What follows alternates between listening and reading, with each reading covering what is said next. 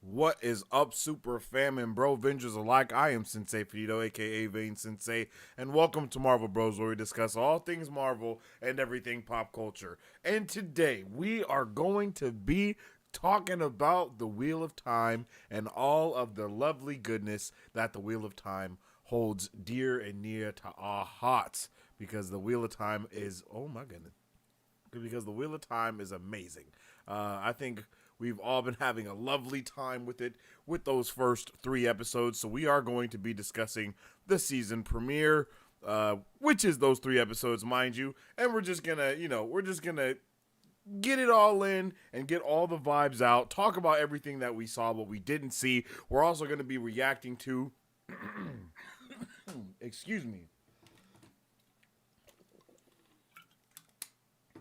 We're also going to be reacting to Unravel the Pattern, I believe is what the YouTube channel is called. And we're going to be checking out all of those for the first 3 episodes that it came out. So get comfy because we might be here for a little while. And as we go through, we'll be talking about how we felt about the particular moments that he'll be putting in there and whatnot. And I'm just really excited to kind of get this nerdy discussion on and popping. And I know that you guys are too. If you guys haven't already, make sure you follow us on social media at Marvel Bros to stay up to date with all things Marvel and everything else that we follow. Goodness gracious, all the things that we do over there. Follow us for that. Excuse me.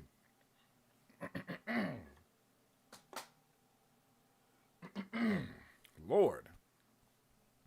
Yeah, so make sure you follow us over there. We're trying to get deep.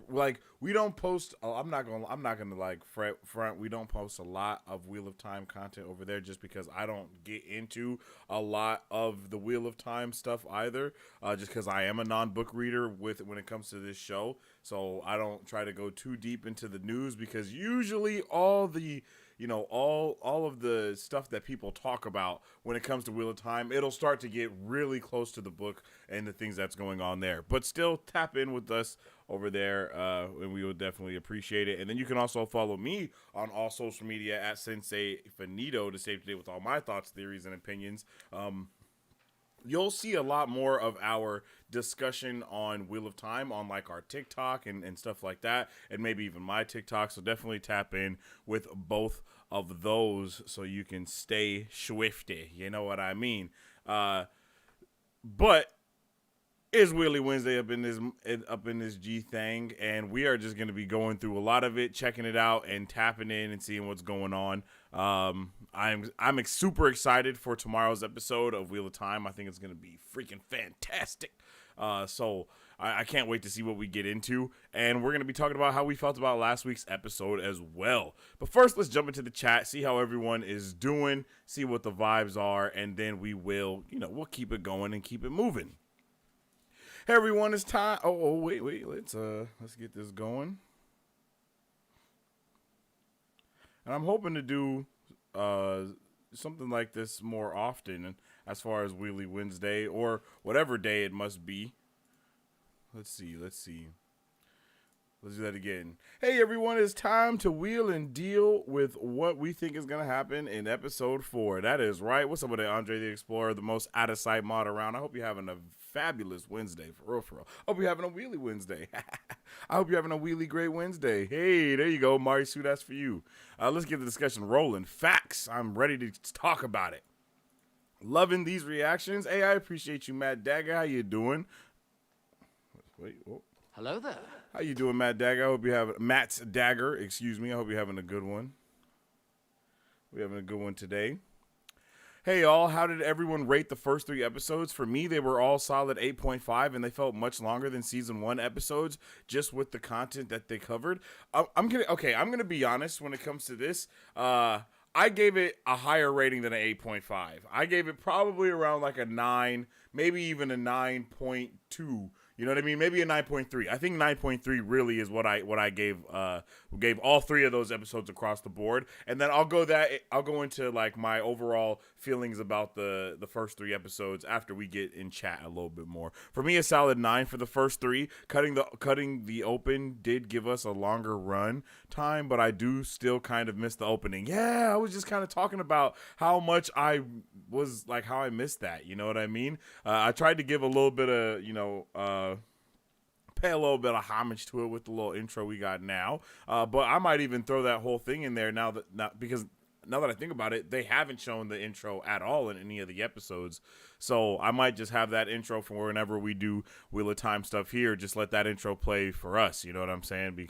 Because I mean, hey, we loves that intro. That intro gives so much more context as well. And I think that's one of the, just to go on a little, not a huge tangent, but just a little side tangent. That's one of the reasons why I like Ahsoka so much, because the opening intro is the actual ending outro now for Ahsoka. So we still get to see all that amazingness and not take away from too much time within the actual show part, you know? So that was pretty awesome. Unraveling the Pattern. There you go. Unraveling the Pattern. Lauren is awesome. Yeah, I have not been watching Unraveling the Pattern long, so I don't know a lot about Lauren or anything. I've only been able to watch a couple of select content from him, especially with you guys, telling me about him as well. But that's because I don't want anything from the books at all. So I like that he puts it into his content, at the beginning, like, oh, here are the book spoilers and here are the show spoilers for what's going to be in this episode or whatever, I watched a couple of his videos, and then I have not watched a couple of his videos because I don't want things spoiled. And I love that because, around here, we're real serious about spoilers. Real serious. Forsaken says solid quality improvement across the board. Also, Elaine actress nailed her character perfectly, as well as new Matt actor. He was great also. I definitely agree with those, Forsaken, and I was kind of making some of those same acknowledgments during the show, like while watching. Every single actor I feel like has brought their A game. I think even Mari Sue was like, yo, everyone is actually bringing their whatever they need to bring to the table. For sure, it was happening. And I really appreciated that. Rant Elmore. Yo, what's up with the man? How you doing? Rant? I hope you're having a good one today, my guy. Hello there. I hope everyone's having a fantastic Wednesday, for real. A wheelie great Wednesday, if you will. Hey, I appreciate everybody talking to each other and whatnot. The Dusty Wheel is Wednesdays, so may not get a ton of us here on Wednesdays, but wanted to show some support. Hey, I appreciate that, Rant. Okay, so Dusty Wheel is on Wednesdays, and I don't want to go up with the Dusty Wheel. But I already do have to go up with the Dusty Wheel when we do the watch parties and stuff. And you guys still show up, which is awesome. Do they do anything Friday? I mean, the thing about Dusty Wheel is they do like 15-hour streams, you can't, there's nothing you can do about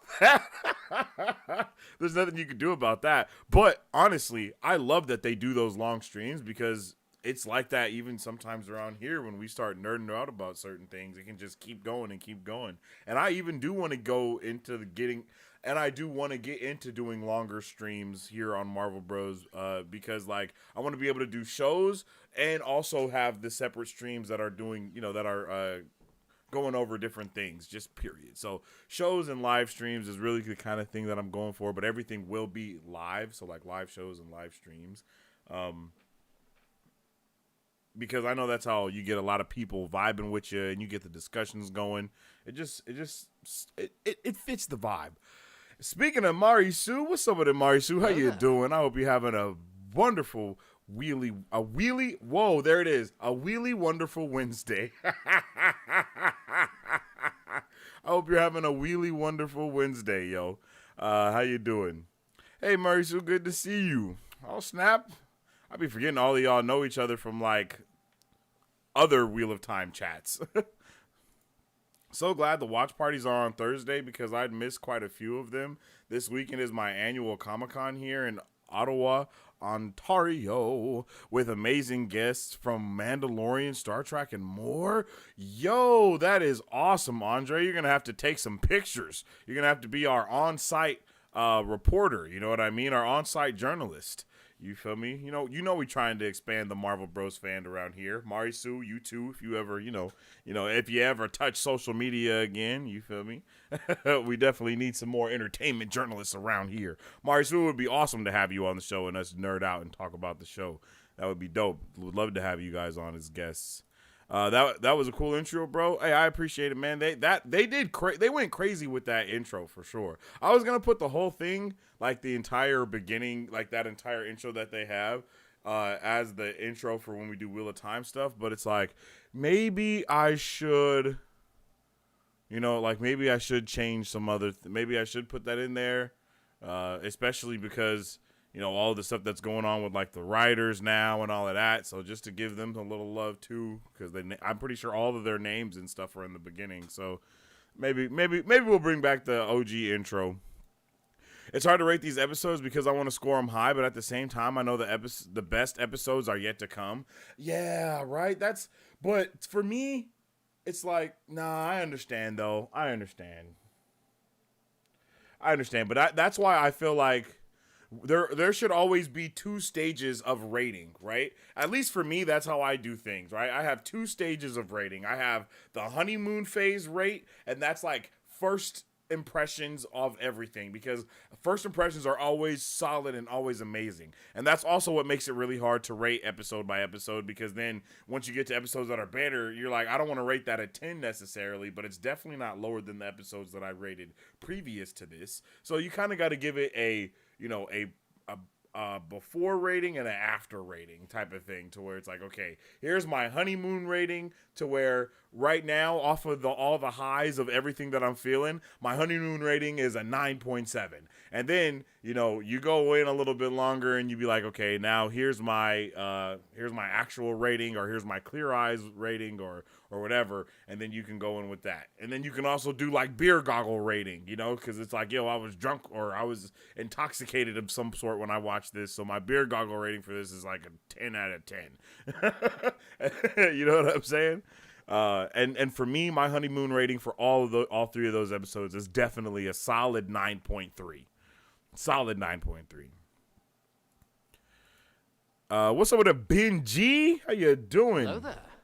I don't know if you're that Ben G, but if you are, welcome back, Ben G. If you're not, then welcome, Ben G. Same for me. I think the end of the season will be absolute fire. Yeah, the end of the season is definitely going to be insane. It's gonna be freaking bonkers. I don't know what we're gonna do about that, but it's gonna be bonkers, and it's probably gonna melt some faces off, right, as we go along. And I'm perfectly fine with that. And I think I have no doubt in my mind that we're gonna get at least 210 episodes from this show. Like, for real. Like, out of watching these first 3 episodes that we've had, we're going to get at least 2 tens. At least. It's possible we get more, but 2 tens is what I'm comfortable with saying right now. Everyone feels more comfortable in their roles this season, it seems. Yes, Matt. That's also what I'm about to talk about as well. I do feel like everyone is just okay, we're about to get into it. I'm loving the season. I have concerns from a book perspective, but the show is amazing. Yeah, I think I've seen a couple people say some stuff about the book perspective of things, but also that this season is even more on par with the book at the same time. It's like even though, yeah, I think that was basically what I heard someone say. I have issues with what they're doing from a book standpoint, but I love what they're doing as well. And that's amazing. Let's see. What poll did we have?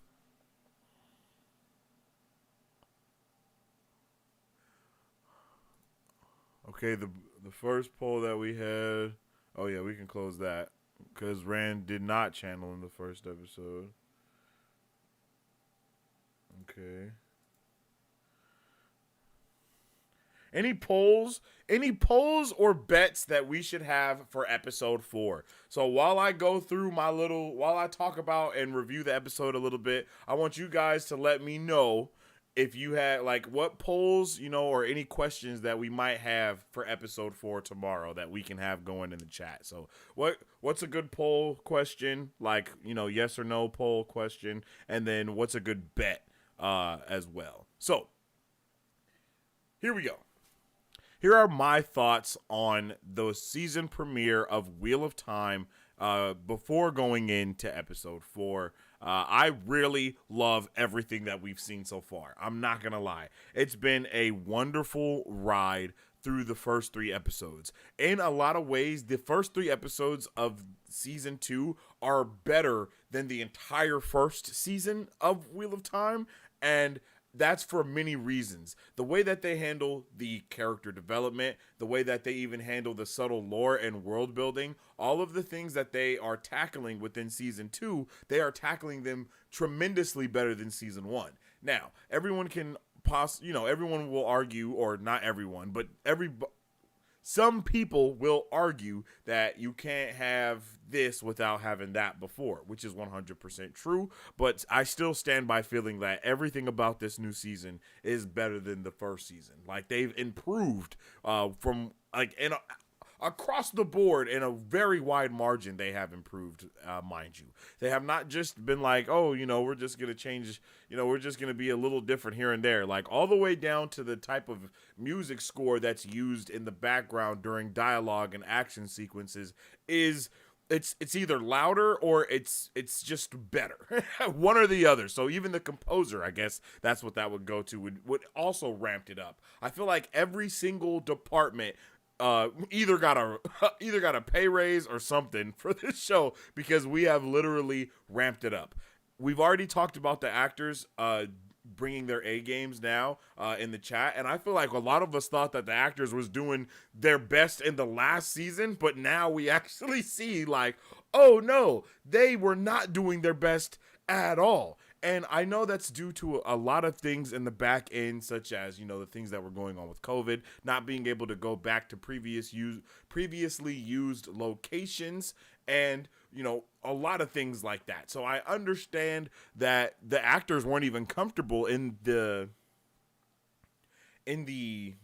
environment that they were forced to be in. It wasn't even by choice. They were forced to be in a lot of crazy situations. So I'm okay with the last season being the last season, because that you have to kind of let that be, because how COVID affected literally every project across the board, no matter what it was. So seeing all of these actors being able to now feel themselves and be it's almost like they're free. I don't know if anybody watches anime, but like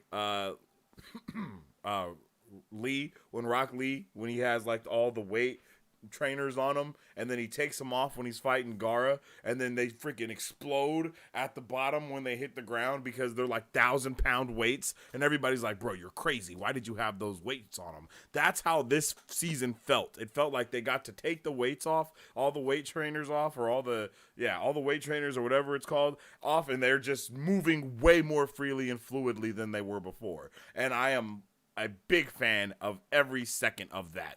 Perrin, I keep giving praise to Perrin because I feel like he was on the back burner last season, and I had a really good time with Perrin so far from what we've got in this season. Not only Perrin, but also the guy that's helping him, who I got to bring my cheat sheet up because I done forgot everyone's. I forgot everyone's name in a way.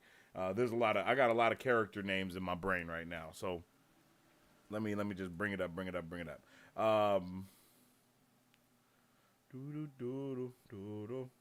Yeah, but I like him. I like his character and the info that he's been bringing to Perrin, and it's obvious that we're gonna get a amazing info dump from him in the next episode. And I'm really interested in knowing his background, where he's come from, and what he's doing.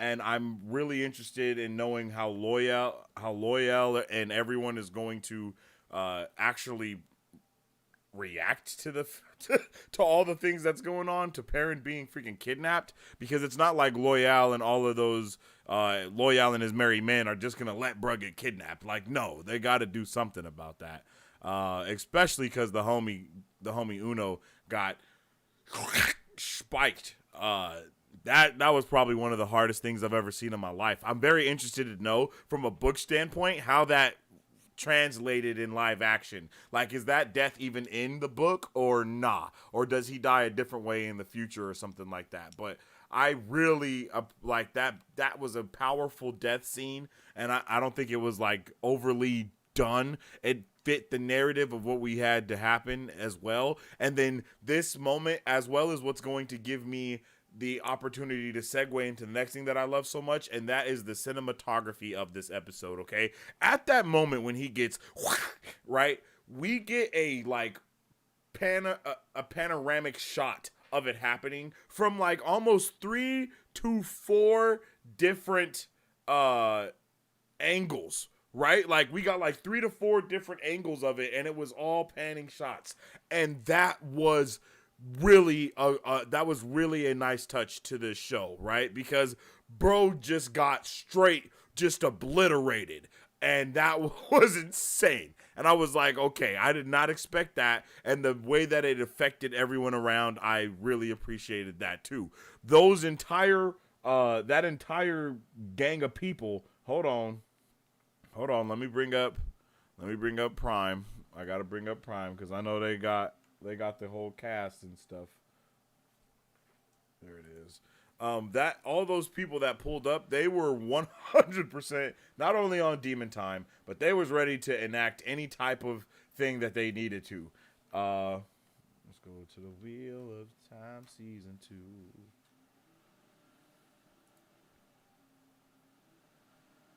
Explore.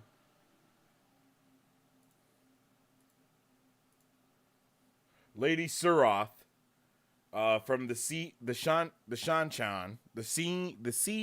Come on, y'all, help me out here. Shan, the Shin Chan, the Chin Chan. I don't know, but I'm definitely fully invested in their entire background and what's going on, and I really want to know why Ishmael is like rocking with them almost. Anyway, I'm gonna continue. I really like that introduction and seeing her and seeing all of their not families, but all of those Sean's the clan that she rocking with, because I definitely need some help on how to say that correctly. But seeing them pull up and knowing that they're the people that we saw in the sea from the last season as well. So it is Shan Chan. All right. So knowing that the Shan Chan are the ones that were pulling up at the end of the last season, and now they're here doing crazy things. And we also saw Lady Suroth from the Shan Chan,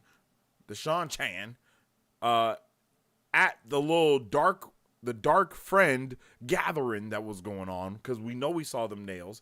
I just really love that's some subtlety right there of just giving us a little bit of information and building it up to something that's going to pay off. And I love the fact that happened in such a lovely manner. I want to see so much more from her and that entire Shan Chan, but it's very I like it and I don't like it that we don't get to see the point of views of the villains and like know how they're rocking, and we only see their point of views when it like we're kind of around them, like around them with our main characters. That's when we get to hear the little conversations that they have or get more point of view from them, and that's dope. But man, I would love to get Ishmael's POV and just like rock with him for a little while and see him talk to all the different dark friends, because you just know he's like teleporting around he's like teleporting. He's not just walking everywhere. Like maybe he is, but the vibes that I get from him is like he's just like,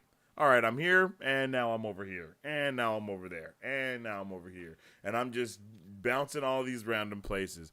That's just the vibes that he gives off for sure.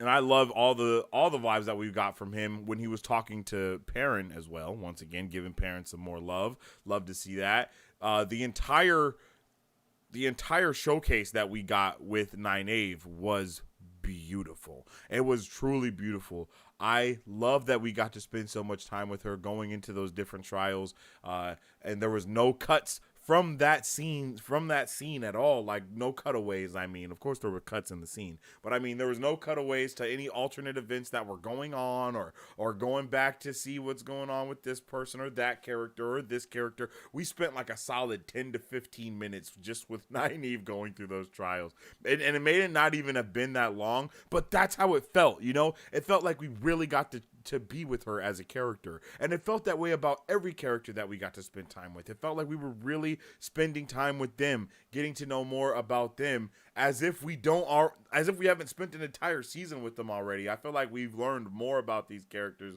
right in these moments than we have in the last season, and that might be by design, and I'm here for it. So yeah, overall this season was crazy with the action, with the season, with these premiere was crazy with the action and the things that we got to see with Rand and Selene and her evil. I know she's evil. No one can tell me different, but I know she's evil. The dialogue was crazy. All of the boxes were checked off for sure. For sure. I turn off my Wheel of Time book brain and just enjoy the ride. Yeah, I feel you. That's crazy.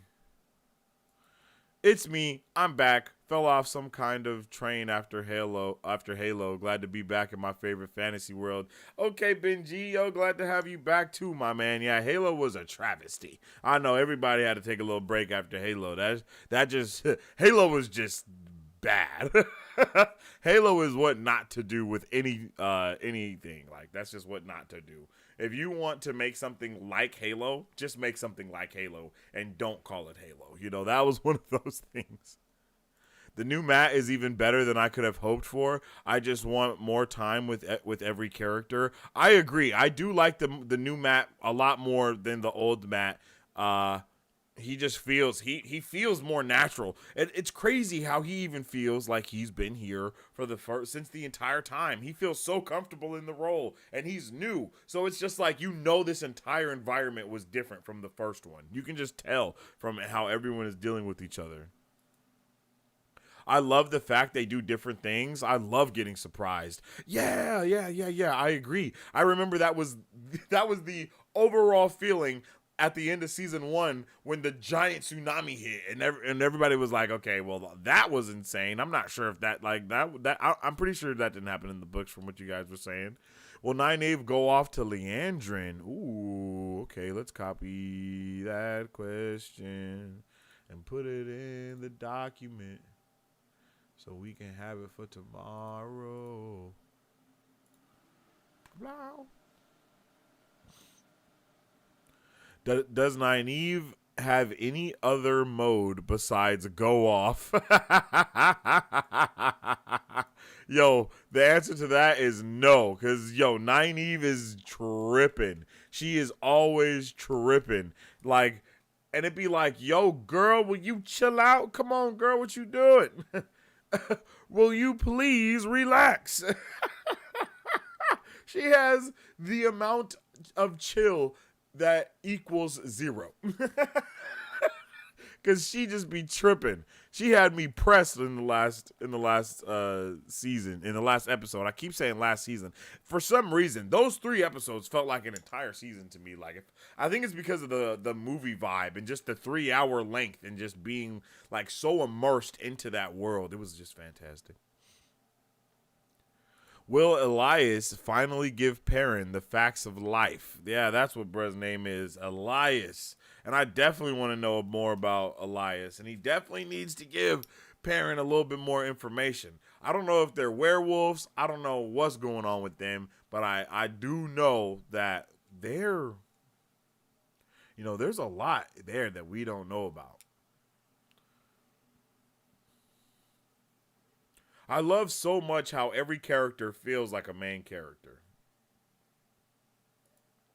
Matt definitely has a potentially expanded storyline this season. Yeah, Andre, I agree. And I really hope that we do get to see that storyline really just go crazy with it, because it seems like Min is definitely, she's not his friend like we thought. That's just cold. That's cold.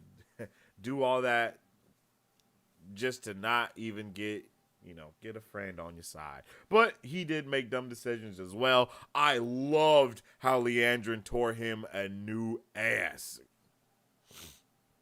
Because she definitely did. And circling back to, will she go off on Leandrin? I don't know if she will go off on Leandrin, because Leandrin is probably going to want to adopt Nynaeve after realizing that she's made it out of the trials. She's probably going to want to adopt her, literally. And that's another question that I have, is if those potentially those visions come to fruition. That's it. Do those visions that we saw come to fruition, right? Are we going to get to see Nynaeve actually become the red Aes Sedai? And will Egwene become the green Aes Sedai? Because we saw both of those things happen in the vision from Nynaeve, if I'm not mistaken. Those were both from her point of view through the visions that she had, right? So it's a lot of possibility that those things are actually true. Right? I mean, y'all know, so don't spoil it or nothing, but I'm just saying, that it seems very possible. Oh shit.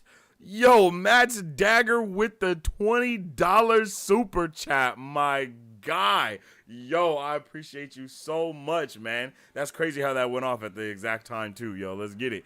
I appreciate you so much, for real. Let's see. I'm a huge Matt fan, and just that one scene of him mimicking the Locks chef's kiss, perfect. Yo, shout out to Matt's Dagger. Yo, I definitely appreciate you, G. You are out here, dude. You out here just being an upstanding citizen, an upstanding citizen. I really appreciate that. But I do agree. I think as a non-book reader, I truly think that all of the scenes that we got with Matt were so important to his character and to the development that his character got and continued to get in the later, every time we saw him, his character just developed more and more. And after Leandrin went off on him, and when he went out and was free, and then was like, I don't even know where to go. Like, I don't even have anything to do. And he immediately just goes to men. It shows how much of a dependent type of person he is, no matter what, and how he really is a caring person as well. And it also shows just how screwed his mind was from that dagger. And the dagger is definitely going to come back to play. We know that. But I don't know how, and I don't know what's the importance of that. And I'm hoping that Matt doesn't end up, going back to the drugs type of thing, because at this point, he's sober now, because it's been 6 months plus since he's been locked up in there. So he's been able to get back to his normal self and get all of that stuff out of his brain, out of his system a little bit. But if he touches that dagger again, I don't know if that's gonna, I don't know how that will, you know what I'm saying? I don't know how that will truly translate to the other side. So I'm interested to see what happens with that, bro. And once again, thanks for the super chat. Shout out to you W human being.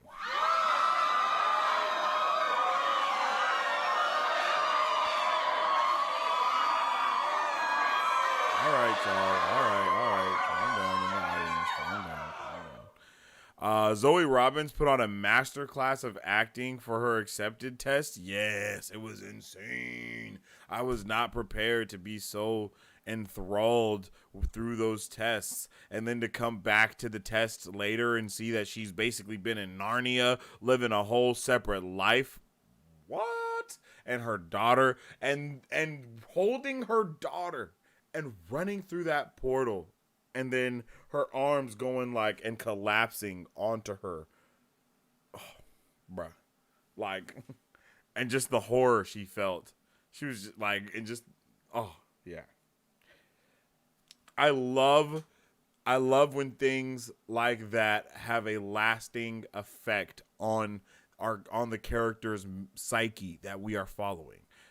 shows like, that something like that has happened in like Rick and Morty, where Morty puts the helmet on and then he goes to when they're at Blitz and Chits, and then he goes and lives the life for the dude that entire time, and then he dies, and then he wakes up and he's like, what, where's my family, where's my wife, you know what I mean? And it affects him in that episode for a little while, and that's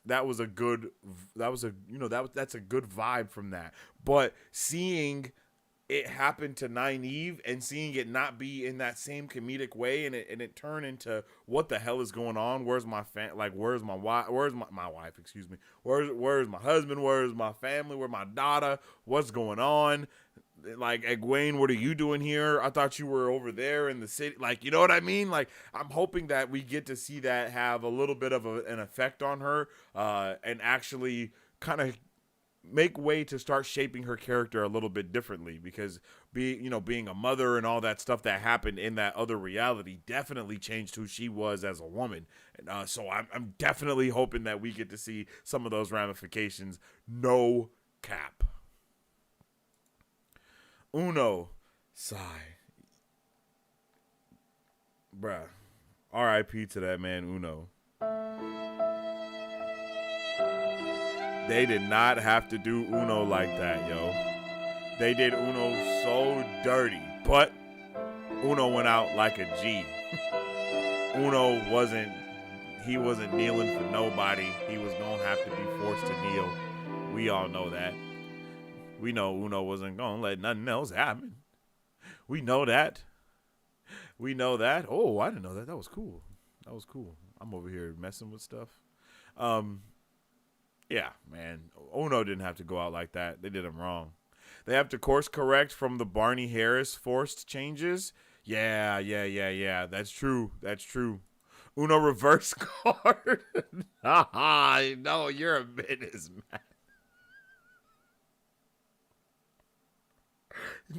Nah, you're a menace. Uno reverse card is crazy. That's hilarious. Hoping episode 4 introduces a certain maiden of the spear. I don't know what you're talking about, but I want to. Clever behind the scenes thing. The woman doing the talking during Uno's death, the actress, is married to the Uno actor. Yo, what? That's a W. That's definitely a W. I like that, yo. I like that a lot. Shan Chan. Thank you, Patrick. It sets the standard for the Shan Chan don't play. Yeah, the Shan Chan definitely are not playing no type of games at all, like whatsoever. I was so not prepared for them to come through and be like, kneel or be knelt. I was like, whoa, what type of tomfoolery violence do we got going on here today? What are we doing here? That was insane, and it just kept getting crazier. I'm calling that one Shan Chan with the pacifier Maggie Simpson until I get another name. Yo, that's a good one. I definitely didn't expect them to have that. Oh, wait, 1 second. Hold on.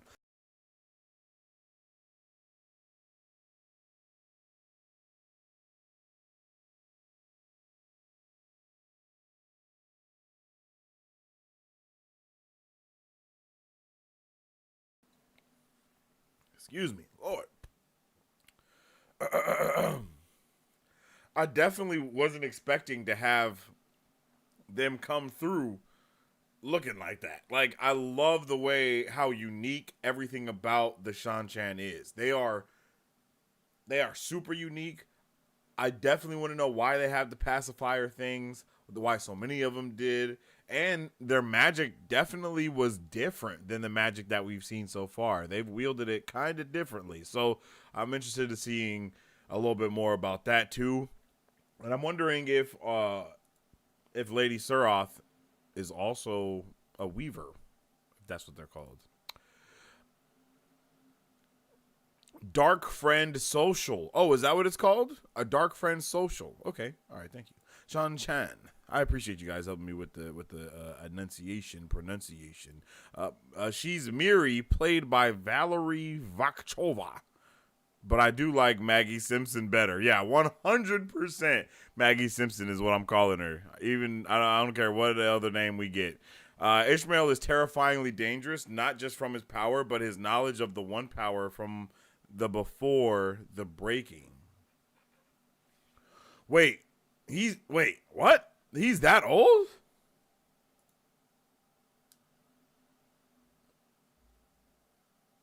Oh my God. I don't know why my brain didn't connect that. But yeah, if the Dark One's been gone for hella long and he was serving the Dark One, then yeah. He was there before. Oh shit. Oh, so no wonder why he's so freaking powerful, because he's freaking ancient. Wow. As a fellow New Zealander, so proud of Zoe Robinson's. Her performing is amazing. That is, Enzi is New Zealand, right? Yeah. I don't think any Enzi can stand for anything else. Yeah, I agree. Her performance is amazing. Everyone is amazing, but her performance definitely deserves some more praise. The sets are way better than season 1. They really jacked up the production budget. Legitimately. It's kind of mind-boggling that they didn't have this budget before. But I think that I don't think that Amazon truly knew what they had on their hands until that first season. And then it's like, oh, so this is what you guys were talking about. Okay, we'll give you the money. You know what I mean? Like, that's kind of what needs to happen sometimes, is companies will invest a certain amount of money and then they need to see a little bit of something come back. And no doubt they probably have some type of deal when it comes to the books for Robert Jordan as well. And those books are like, because with Amazon, you can literally like link the books to the show and have people. So it's gonna cause revenue to go up all the way around. So it's really smart of them to put the money back into the show. I just wish they would pay their writers better. Everything looks better. Yes, facts. Once again, shout out to my guy Matt. Remember Min had that vision of Matt stabbing Rand from her POV. Maybe Matt is a bad guy. That's very true, but it's also very possible that Rand is getting taken over, bro, because I do not trust Selene as far as she can be thrown, yo. I do not trust Selene at all. Like, I don't trust her not even an ounce of a bit. And she definitely was, like, infiltrating my guy's dream, or she was causing him to be in dreamland. One or the other. Because the way that he burnt the place down and then how he was like when they were having their sexual encounter and how that just kind of seemed like she was draining the energy from him, like, nah, man, I wasn't with any of those things that was going on. So I definitely do not trust her at all. And I think that she is going to end up controlling bro and making him more evil, and she might even have been at the table at the Dark Friend social, because now that I'm thinking about it, she probably was there. Like, I'm pretty sure we saw a couple female hands under the table.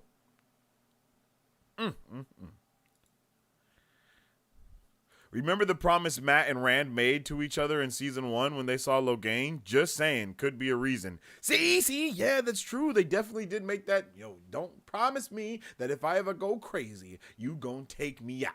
So that's kind of the vibe that I'm feeling as well, is that, like, yo, well, hey, hey now, say now. This is what dreams are made of. You feel me? Because that just seems like, man, I don't know. But also, I don't know about Vision Lady and how accurate in the term of things happening the way she sees them happens. If that even makes sense. And we also have to remember, we have 2 best friends of Rand that have super healing powers. So even if he gets stabbed, I don't think that's going to take him out. Is it too soon to congratulate Uno for finding the horn? Yes. It is way too soon. What? Boo this man. Boo him.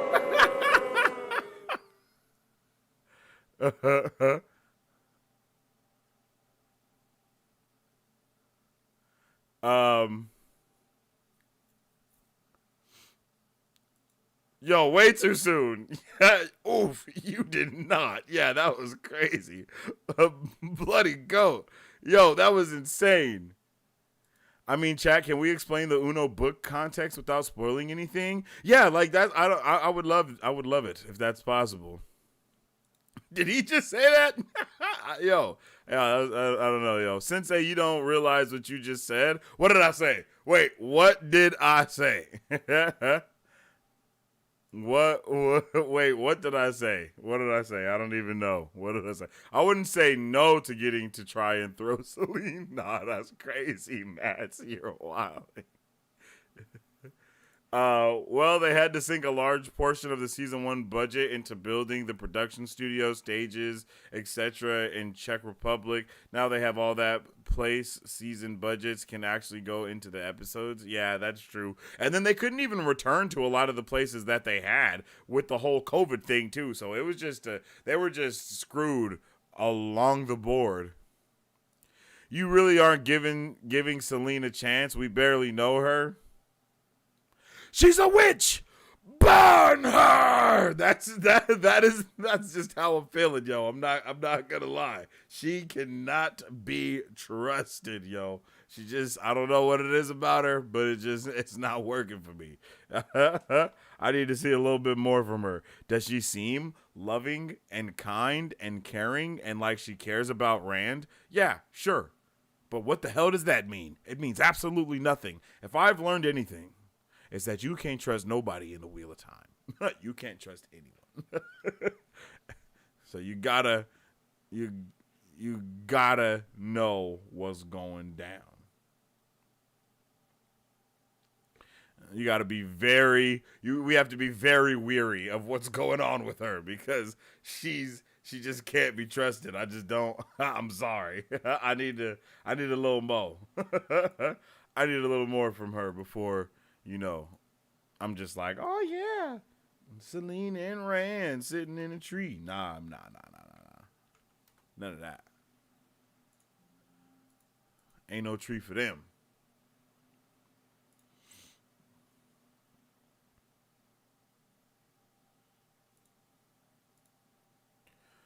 Uno survived the whole book series?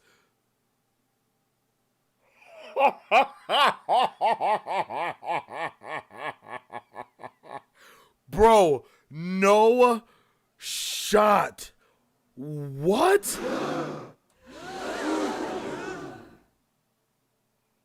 No freaking way. The whole book? And they... Oh, God.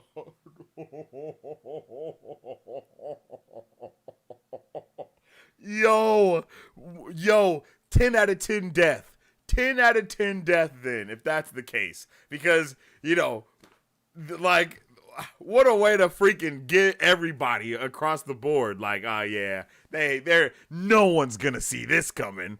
Bend the knee or be... Whoa. You know what? I'm not gonna finish that sentence. That was about to be spicy. Yo, that sentence not even... Okay, I gotta say it though. Bend the knee or get bent. Hey, yo, what did he say?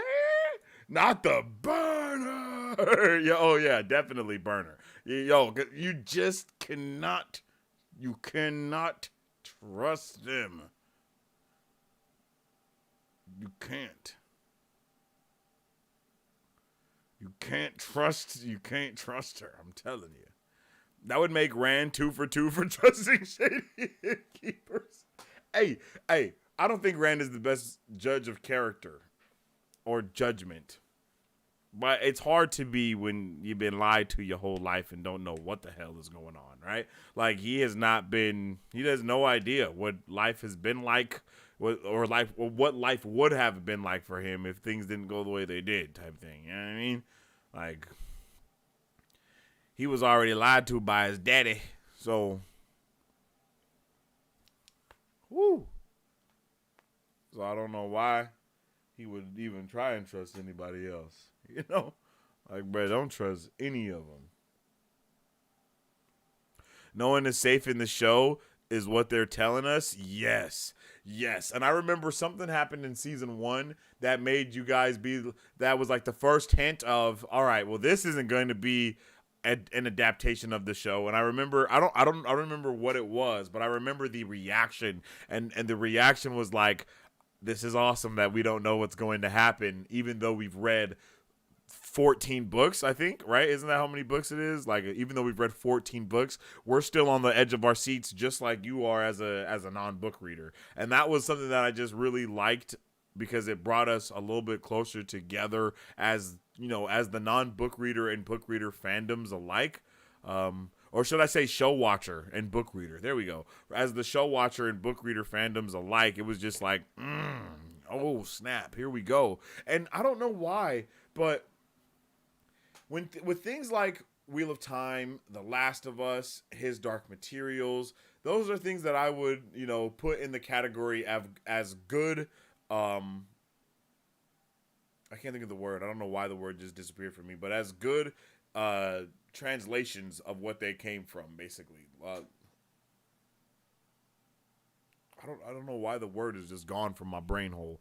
But yes, they are good iterations of that, right? Of show form, of translating medias. I can't think of the word. I don't know what's going on. Just brain fart.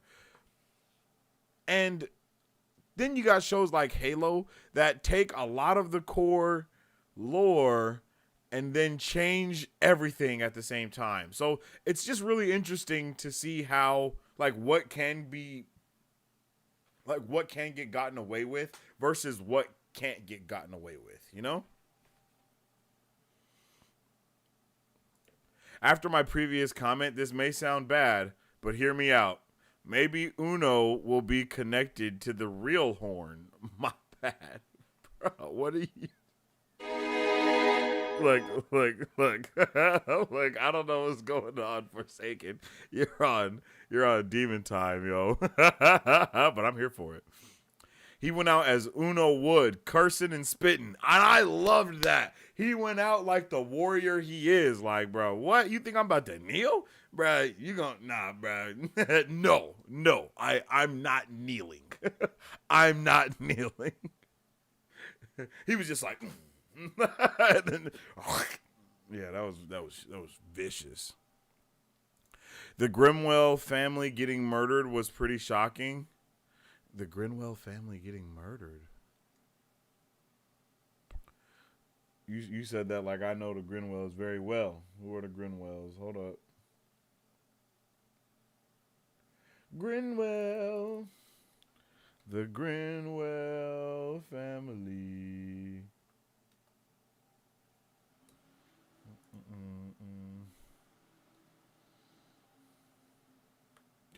Oh, yeah.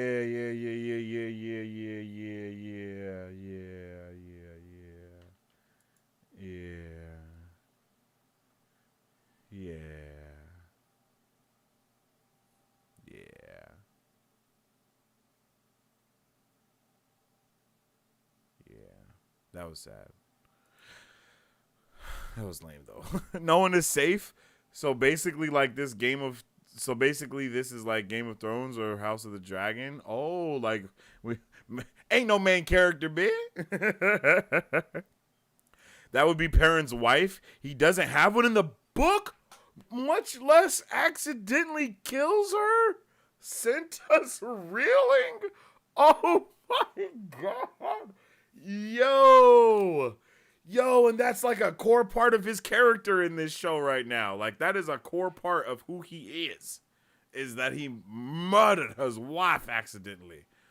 Oh my gosh.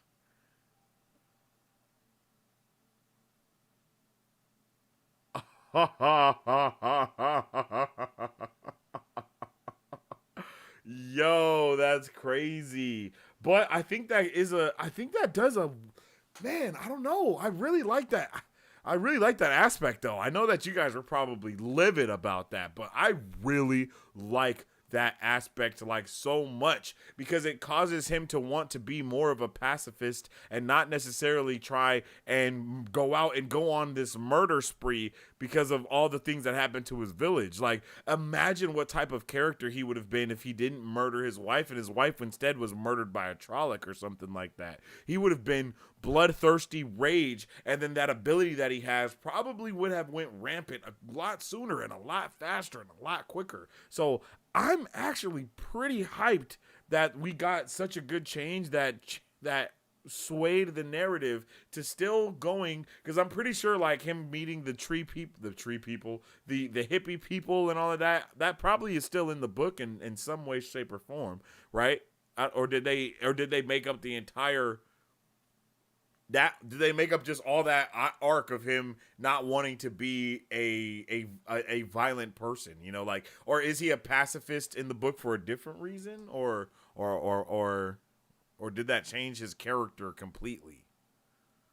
And maybe that's why I wasn't the biggest fan of his character in that first episode, because they weren't real in the first season, because they didn't know what they wanted to do with him because of that major change. So it wasn't they weren't able to follow the path like they were with everyone else. But now that we're probably kind of like back on track a little bit, but we're still in the realm of difference, that's probably, you know, that's probably a good idea, I think. But that is very interesting, and it's definitely something to pay attention to, because that is two changes that are pretty significant to the overall story, and they're both connected to Perrin. Now, I don't know what Perrin has to do with the show. I don't know what Perrin has to do with the story or anything, but that is definitely something that is kind of like flashing lights on me.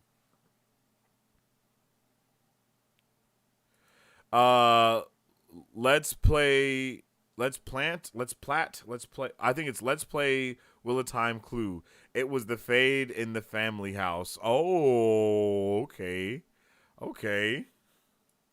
I'm still not convinced that change was necessary. Oh, really? Interesting. I would love for you to elaborate on that, Marisu. I think it makes sense for Perrin, gives us a solid reason to resist violence. So does he have a violence resistance in the books as well? No, Elias introduced him and Egwene to the Tinkers in the book before they got caught by the White Cloaks. Oh. Oh, shit. So Elias comes into the fray a lot earlier in the story then, right? If that's the case. Tree people are the Tuatha'an. Tinkers, as they are also known. The Tuatha'an. Yo, that is a beautiful name. Tuatha'an. That's freaking beautiful. I like that a lot. Perrin accidentally murders some White Cloaks in the books? That was enough to make him scared of losing control? I actually like that. I like that. But him murdering his wife and him murdering his wife and loving Egwene when he was married and probably still loving her now, that is like such a freaking humongous character bubble. And I'm wondering how that goes, how that bubble pops. Because we got to pop that bubble somehow, right? Pop that bubble, pop that bubble, pop that bubble, pop that bubble. I don't know what the hell that was about. My bad. That was wild. All right.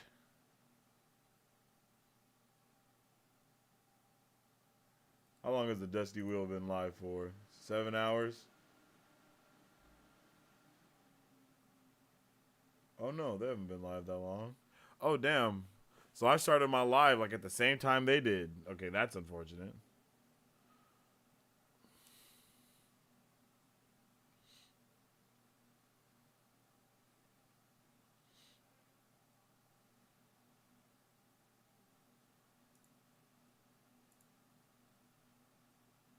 Here we go.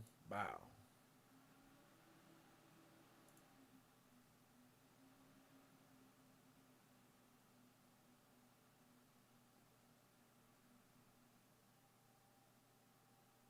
Oh, did he only do something for the first episode?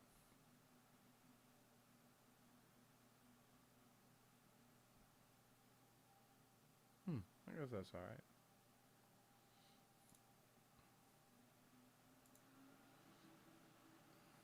All right, y'all. We're about to get into the unraveling the pattern portion, reacting to that season 2, episode 1 explained video he has come out with. I know it has to be super hard on YouTubers, yo. You know what I'm saying? When they got to go over freaking three different episodes for the first week. You know what I mean? That's just crazy. It was hard watching all 3 of those episodes, low key. Perrin goes ham on them. Also, he very much was going to mercy murder Egwene to save her from the White Cloak turtle. Not Perrin. The problem with murdering his wife is that it's just way too traumatizing to realistically get past in the course of the show. That's very true. But I think seeing Uno murdered in front of him might be a good spark to get him a little bit away from being such a pacifist. You know what I mean? And then whatever happens with Elias next will probably also give him a little bit more of fire underneath the cheeks. And then I wouldn't be surprised if some more of his people get completely smacked when they try to come save him. And that does actually have the possibility to cause him to be even more of a pacifist. But I do think that the violence can kind of come up and he can make the disconnect of actually having to smack people and murder them, and not connect that to the trauma of murdering his wife. I don't know if that's even possible. Yeah, they had to condense, and ramp everything up to 11. It's the same essence as the books, just on acid. That's hecka funny. Not if we find out his wife was a dark friend. She was sus coming up behind him, weapon raised. Hey, she was. And they definitely had issues as a couple. Now, I'm not saying that gives, reason to murder anybody. But it definitely seemed like, because he was able to, chop her because she was like this. So I could see us getting one of those Perrin visions. I don't know if that was funny. But I can see us seeing a Perrin vision in the golden eyes and seeing that she was about to murder him. Dun, dun, dun! Plot twist. I would actually be okay with that. Plus that thing about how his wife was so friendly with Fane. Yeah. All of that seemed just really, that's a really good point. That's a really good point. Yes, that's a good point. I think that's a good point. But because I will say that would be interesting to see transpire. I think that would be an interesting thing to see transpire. Because once again, that I noticed how weird it was when I went through my rewatch, because she was literally like this, and then she got chopped.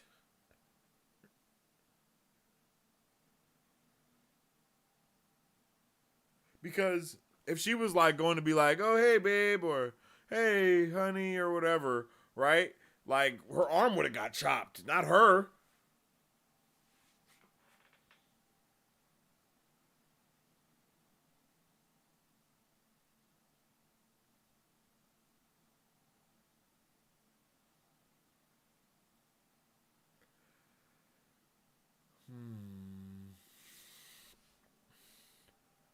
Now I must see.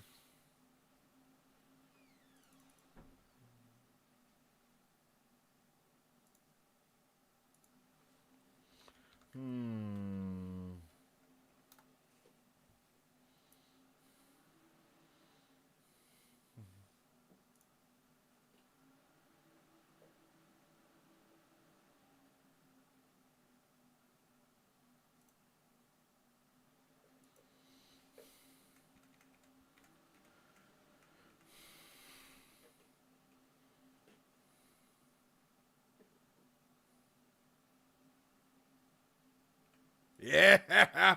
Oh, Marisu, you go. I don't know. When you see this Marisu, I think you might. I think you might be on the bandwagon. So we don't trust Layla and we don't trust Celine. Well, Layla's dead though, so we can't really say that yet. R.I.P. Layla.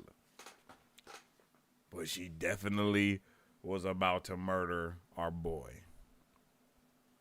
Like, looking at this scene through the goggles of what the hell is she doing? It changes everything.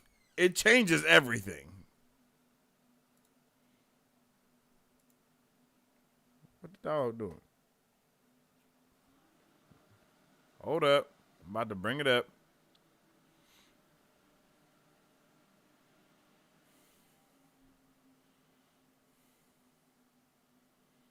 Hold up. We about to look at it.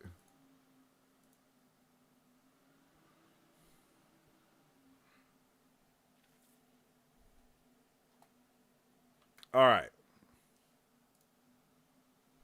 Now, obviously, look. Look.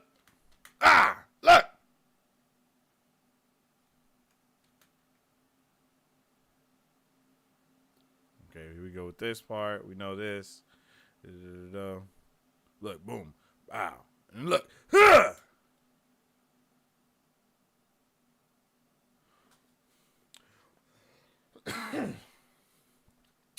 And check this out.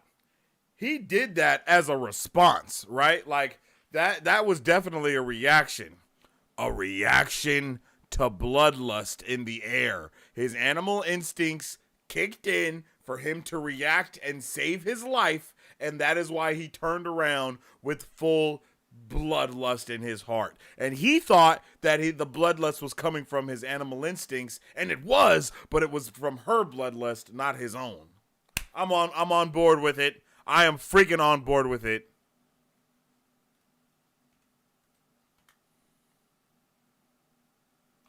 Because, I mean, look.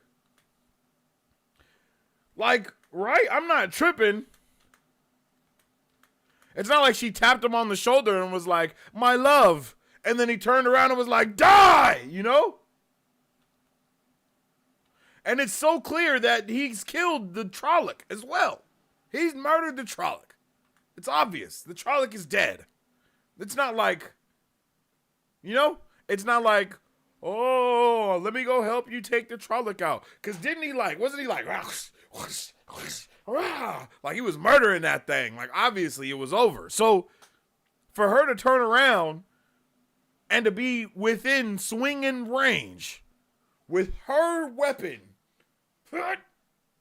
Yeah, bro. I don't know, man. I don't know. That seems very, very, very interesting. I think we found our bet.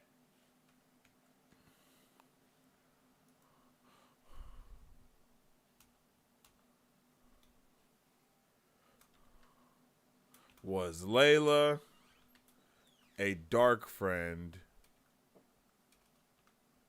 all along? She was a dark friend all along.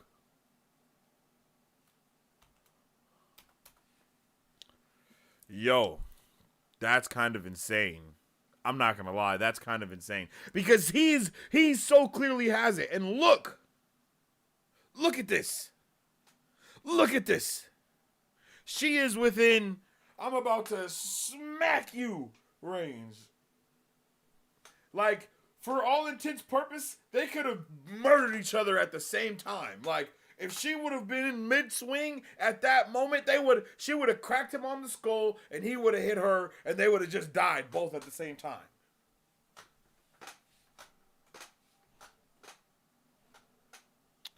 She is looking at that man too. It's not like, oh, he's a Trolloc, I gotta get him.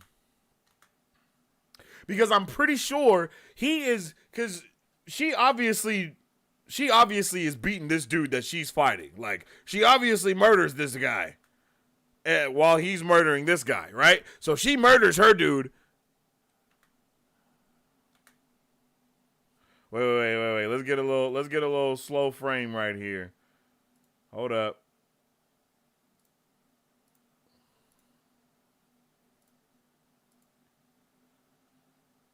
Cause look at that. She's not turning around. He's turning around. She's about to attack him. Look at that. She's about to attack him, yo. Holy shit. Like, look. She's looking at him already. He's turning around. So she's already looking at my guy. She sees the back of his head. She's like, I'm about to smash it like a melon. And she's going back. Look, she's going back. And it's too late. That's pure instinct from him right there. She doesn't touch him. Nothing happens for him to be like, oh shit, I gotta protect myself. He turns around.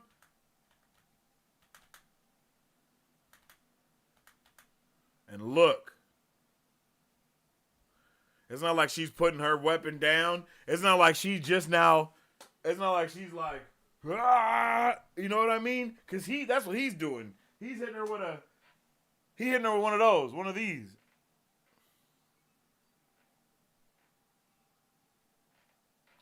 And she's hitting him just straight up. I don't know, yo. Look at that. Look at that. She was about to. That's why she's all extended. That's why she died. Because she was so extended with her body, he got her like through the rib cage. Just like.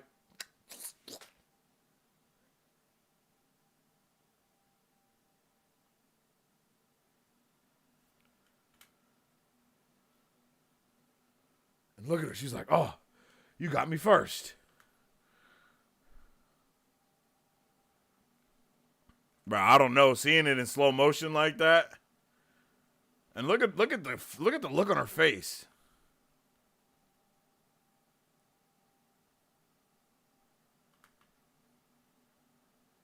She's like, he don't even know what's about to happen. Blow! Oh, snap.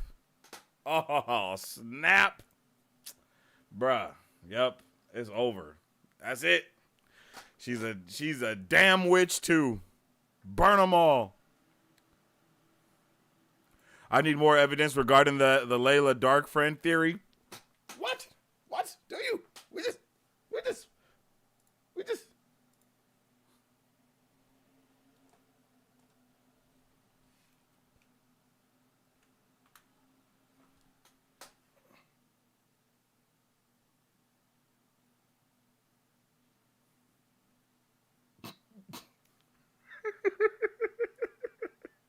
Yo.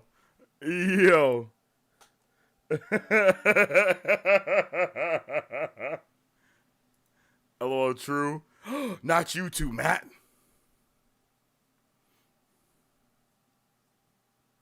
Wait, aren't you the one that brought this up? God damn it, Matt. So you gonna get me hooked on it, and then you gonna abandon it. I thought we was in this together. Honestly, I think she had her hands up because the choreographers told her to expose her stomach. I don't read into it beyond that. Nah.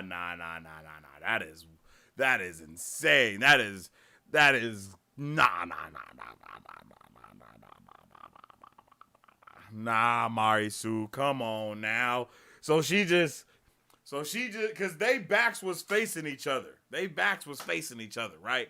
So you telling me that she hit bruh, and then she turned around and was just posted holding it like this.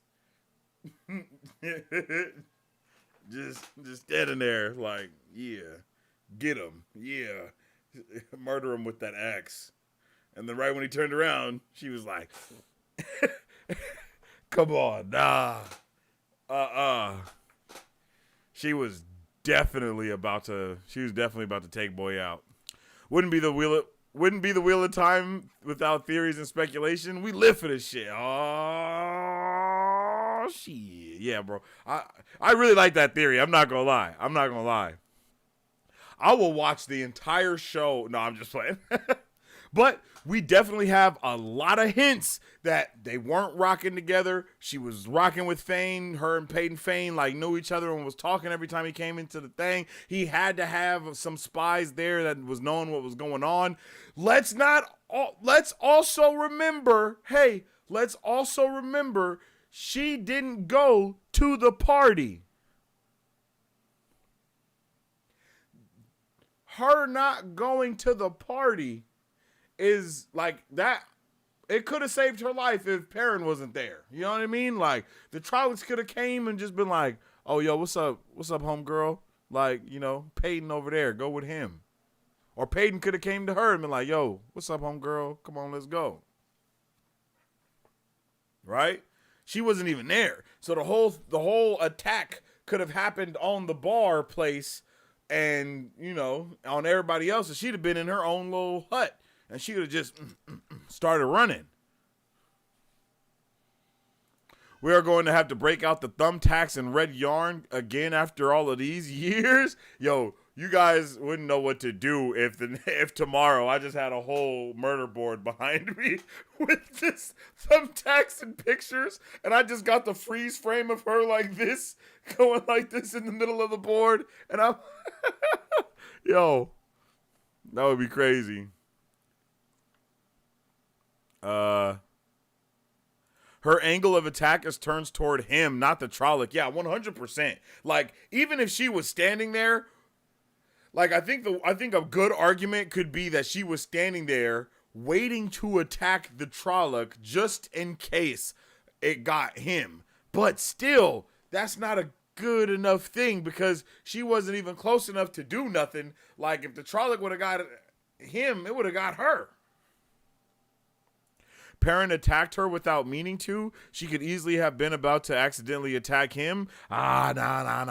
Ain't nothing accidental about that.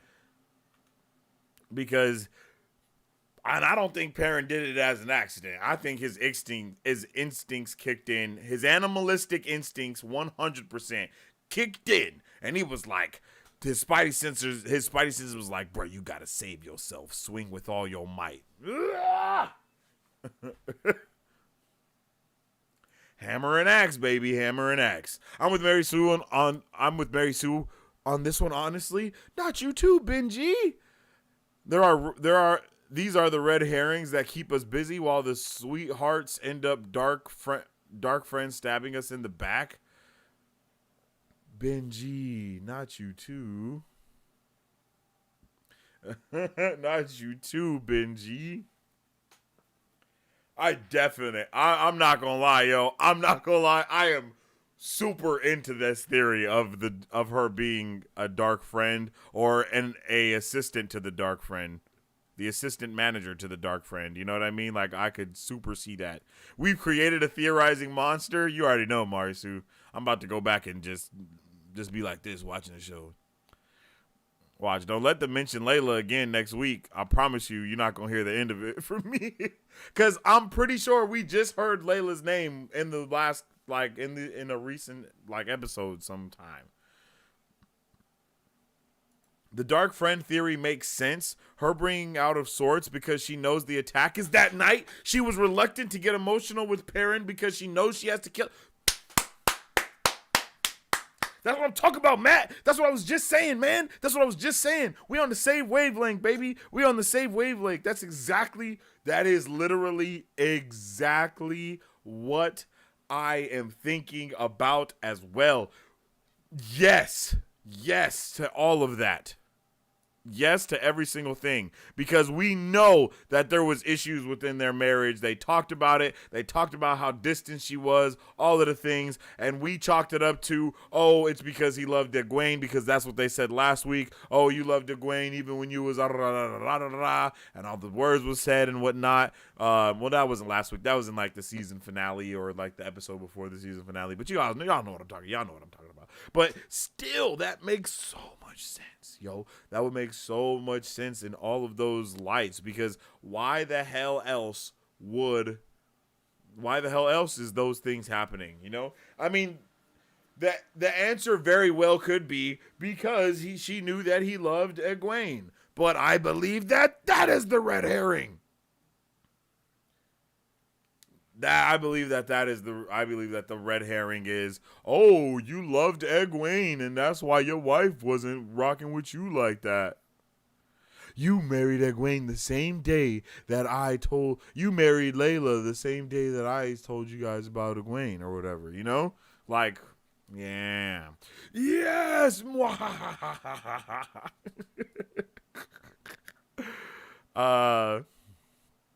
Think Layla killing was on accident. When you think about Dana in season 1, episode 3, it seems orders were to bring them to the Dark One versus just murdering them. Okay, that's a good point. No, that's a good point. They definitely, because they didn't know who the chosen one was, so they were like, yo, bring them all.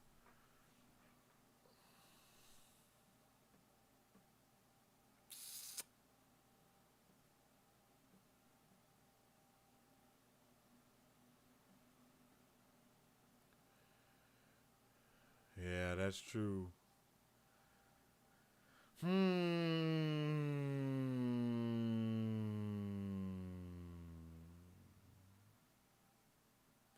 But that might not have been a order that she knew about. Or she could even have been trying to just, incapacitate, bruh. But if you hit somebody on the head with a hammer, they gonna die. That big ass hammer she had, they gonna die. Unless it was like, kill him.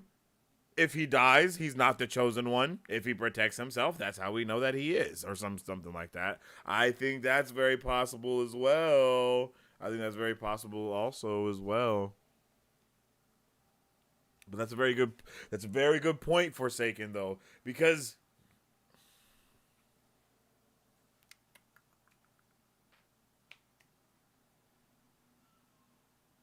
yeah, you got a good point.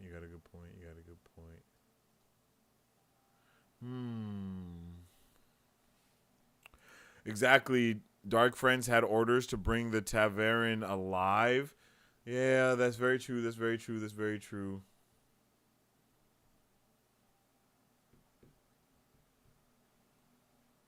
But that kind of goes to my whole assistant to the regional manager. You know what I mean? Like, she is you know what I mean? Because if she was just rocking with Peyton Fane as like the inside man of just kind of giving, him like the shit that he needs and all of that stuff, it's possible that she's not a complete dark friend and that she just wanted to murder Bruck because she don't like him. And she wanted to be out of the marriage because we know that they had the issues. So either way, I think she's still a murderous psychopath. It's just, is she a murderous psychopath that's working for the dark friend? Or is she a murderous psychopath that was trying to, take the attack as an opportunity to smack bruh? Because think about it. He literally smacked his wife with an axe and no one questioned that it was a Trolloc. So she could have just been trying to murder bruh out of passion and been like, yo, I gotta take my opportunity. I'm getting rid of him. You know what I mean? And then just if you put up a murder board, we'd start chanting, one of us. That's hilarious. I'm gonna get a murder board fun. Put it on my Amazon wish list with the yarn and the thumbtacks.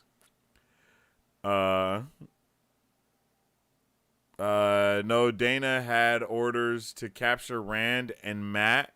Fane obviously didn't have that order, nor did the Trollocs. Oh, no, yeah, that's true. Because the Trollocs is definitely murdering everybody. They do not care.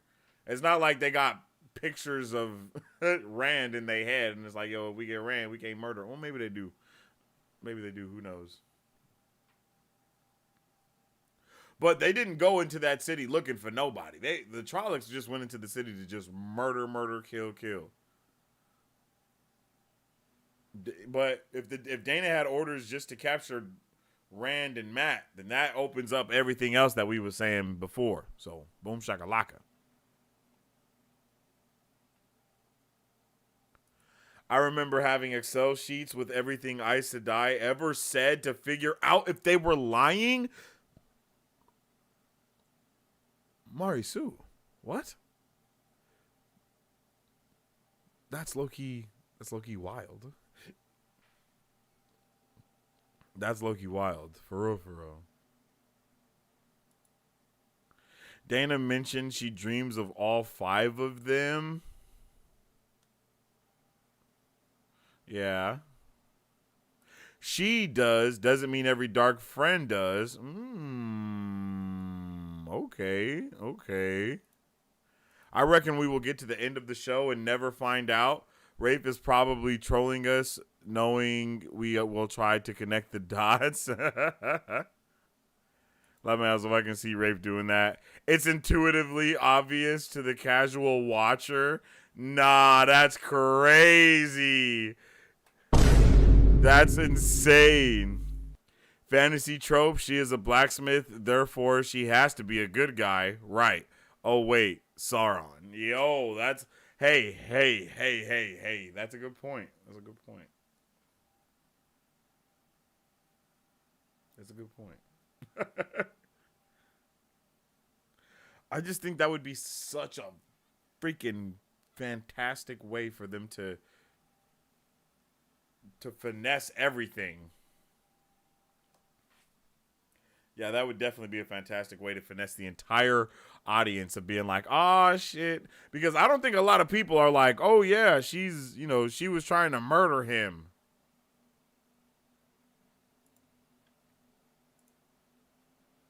I honestly haven't heard one person be like, why the hell was her arms raised like that facing him? Because that's a really good question. Why were her arms facing him and why was she looking at him? All right, the theory cap is now off. I'll set it down on the table.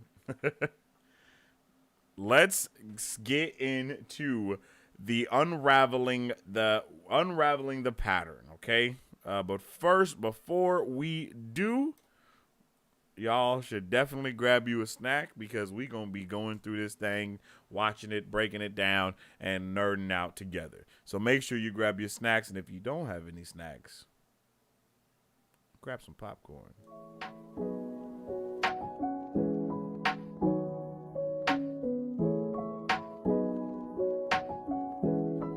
Hi, my name is Dominique Pruitt, and I started Don's Bon Gourmet Popcorn LLC in the summer of 2021 to introduce delicious and unique flavored popcorn not found anywhere else in the world. Why, you ask? Because I make it in my home with love, just for you. We offer over 10 flavors and are continuously creating new flavors that can be customized to any color or taste for your next event, party, or fundraiser. So go find yourself to our website and find a bombastic flavor of popcorn at donsbombgourmetpopcorn.com, or you can also follow us on Instagram or Facebook at Don's Bomb Gourmet Popcorn.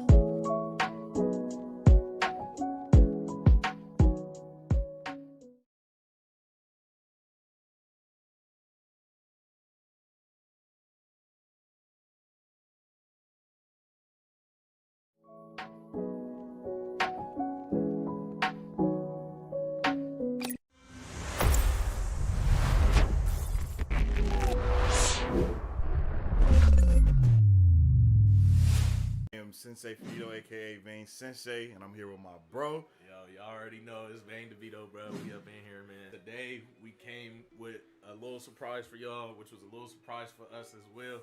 Facts. And we've been waiting on this surprise. So y'all see it. Y'all see it. You feel me? Little delivery box. We got the little box from none other than Glitch Energy, yo. Yo, big glitch out here. You know what I'm saying? Shake it, shake it, shake it, shake it. Shake it like a song, shake it like a glitch, shake it like a glitch, shake it like a glitch, shake it. We in there. Ooh, it smells dumbass good. Fire?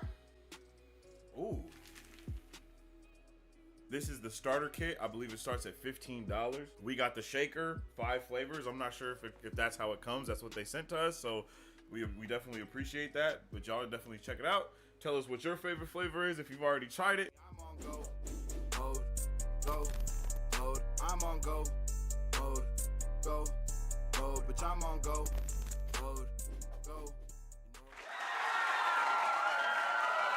That is right. Make sure y'all go get you some Dom's Bomb Gourmet popcorn, but the popcorn is always bomb and gourmet. Yo, I love me some Dom's Bomb Gourmet popcorn. No cap, it is amazing. They have she has an assortment of flavors: nacho cheese, strawberries and cream, cheddar jalapeno, all of the vibes, all of them. Go check it out. It's really good. It's really delicious, and it's a special treat, some sweet to eat. You know what I'm saying? And then of course you can also go get you some Glitch Energy if y'all getting a little tired, a little sleepy, a little exhausted. You know, nerding out, staying up, watching up all these things, trying to figure out everything you can about Wheel of Time, watching it for the 30th time, reading it for the 70th. You already know the vibes, right? So make sure you go to glitchenergy.com. Use code VAIN to get 15% off your purchase.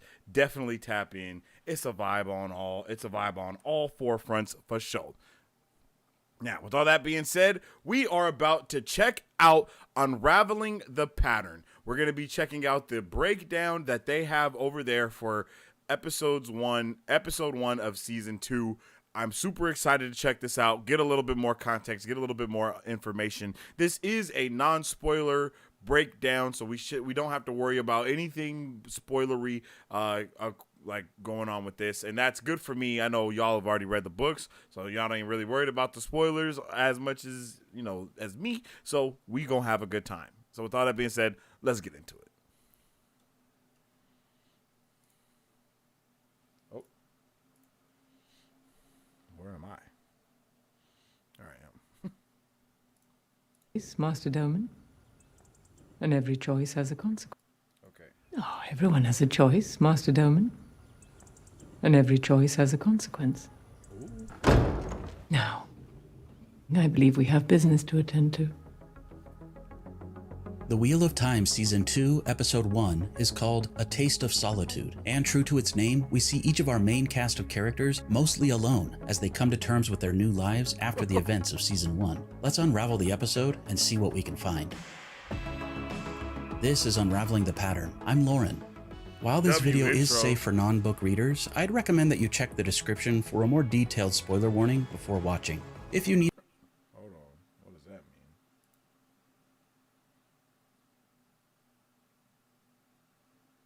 Oh, okay. Only book spoilers about things that have already happened in the show. That's fine. We can do book spoilers that's already happened. That's no big deal. I'm going to read the book, of course, but...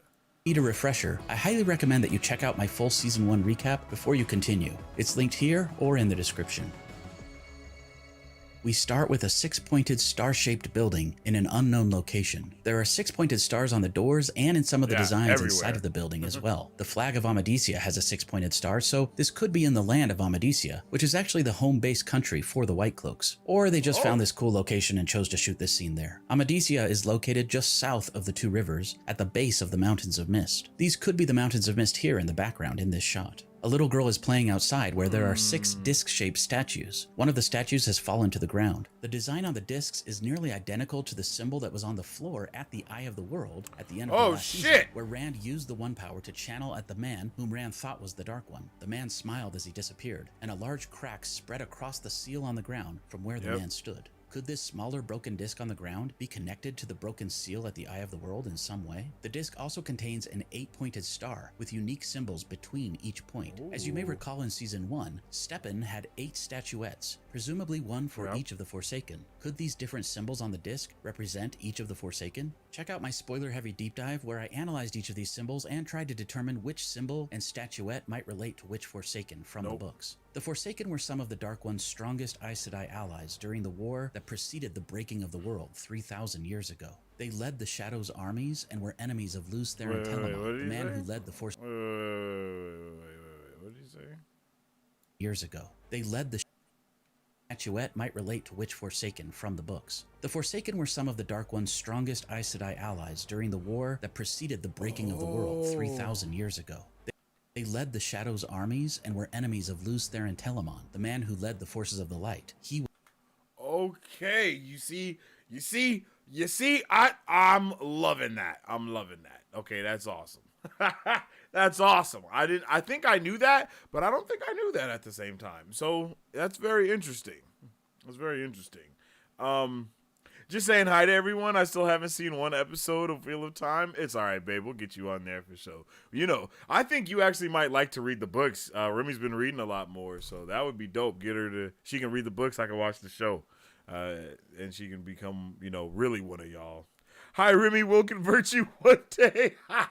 Facts. I'm trying. He was called the Dragon. In the season 1 finale, this man, who Rand thought was the Dark One, light, he was called the Dragon. In the season 1 finale, this telling of the world 3,000 years ago. They led the Shadow's armies and were enemies of Lews Therin Telamon, the man who led the forces of the light. He was called the Dragon. In the season 1 finale, this man, who Rand thought was the Dark One, called Rand by his we all ancient thought name, the Dark Lews was the Therin. Dark One. Rand also saw a vision of his own past incarnation as Lews Therin facing this man at the Eye of the World. In the books, we learned that there are 13 Forsaken, not 8. Most fans believe that the show has consolidated and combined the 13 Forsaken from the books down to 8. This is the ancient symbol of the Aes Sedai, which is like a yin-yang symbol, but without the dots. On one side is the white flame of Tar Valon, which represents the female half of the One Power and the Aes Sedai who can channel it. The flame is still widely used by the women of the White Tower. It's even visible on the coin that Moiraine gives to the smuggler Bael Domon later. On one side of the coin is the flame. It's kind of wild how much stuff in my own book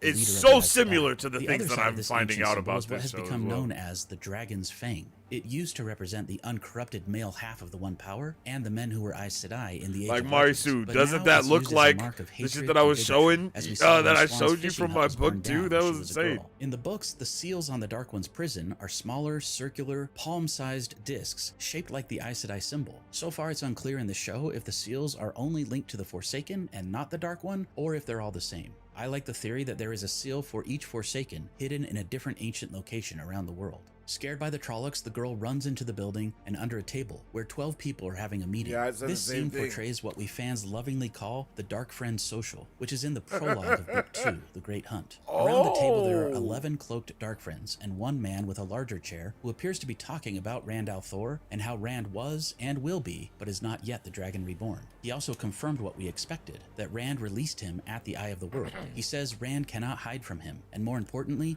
he seems to not care if he defeats the dragon. That's a good idea. LOL. Yo, we're gonna get if to they the books should kill for sure, Rand, babe. Don't the worry. man says, perhaps he can be turned to my use. Oh, by the Sooner way, or later it will be served.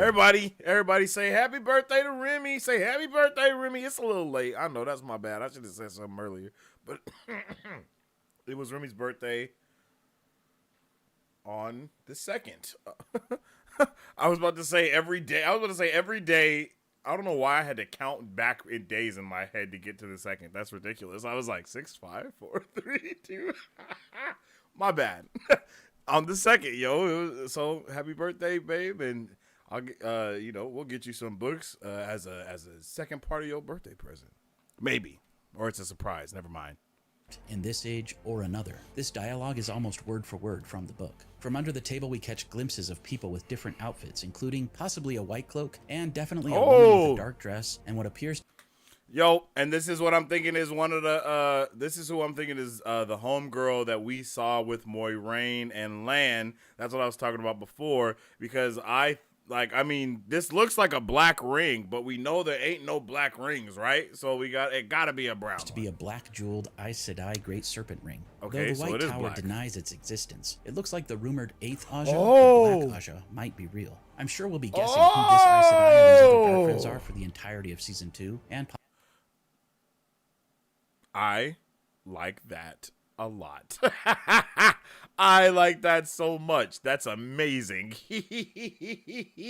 That is amazing. Possibly beyond. We also see a woman with a beautiful blue and red dress and long fingernails. And there's a quick glimpse of a Shinaran soldier. As you may recall, the soldiers of Faldara and Shinar wear this garb. At the end of season 1, this Shinaran soldier told Agomar that there must be a dark friend in the city. He was later killed by Padden Fane and the Fades. Later in this episode, Perrin's group finds a village and a dead Shinaran soldier who they Okay, I forgot all about that.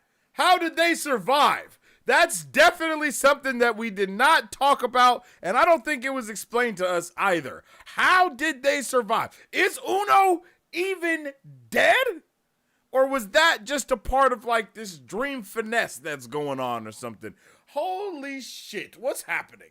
I just remembered. Assume was one of Padan Fane's dark friends, who probably helped Padan Fane enter the city of Faldara and steal the Horn of Valir. Do you think this is the same dark friend from this meeting? Or could there be another Shienaran dark friend that we don't yet know about? The girl... And this as well, because that is the question that I had immediately, was like, wait, that was the dude that we saw at the place, right? So that was one of the reasons why I assumed that it wasn't real when we first saw it, because it was like, wait, what the hell? Like, what's going on?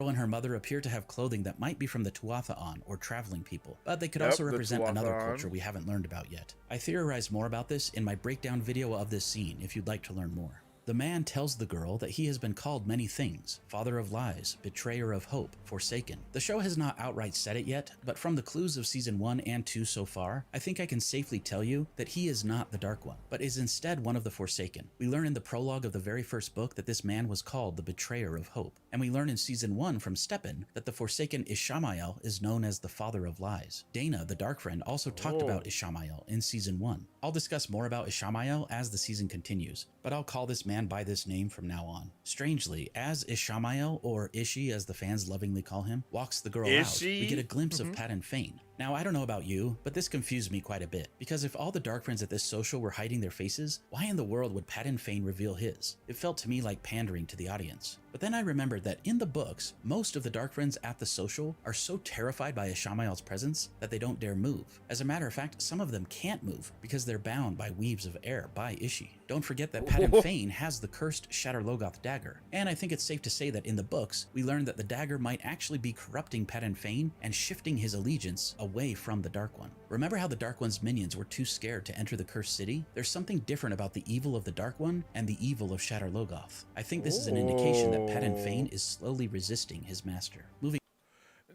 That's definitely a reach.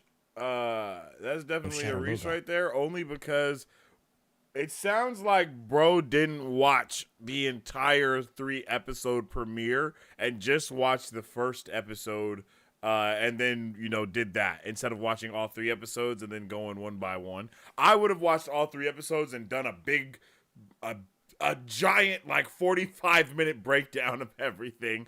But we know that the reason why he did that is because he's the one that found the little girl after murdering those people at the thing. So maybe I don't even wait. That was in the same episode. So maybe he just isn't understanding.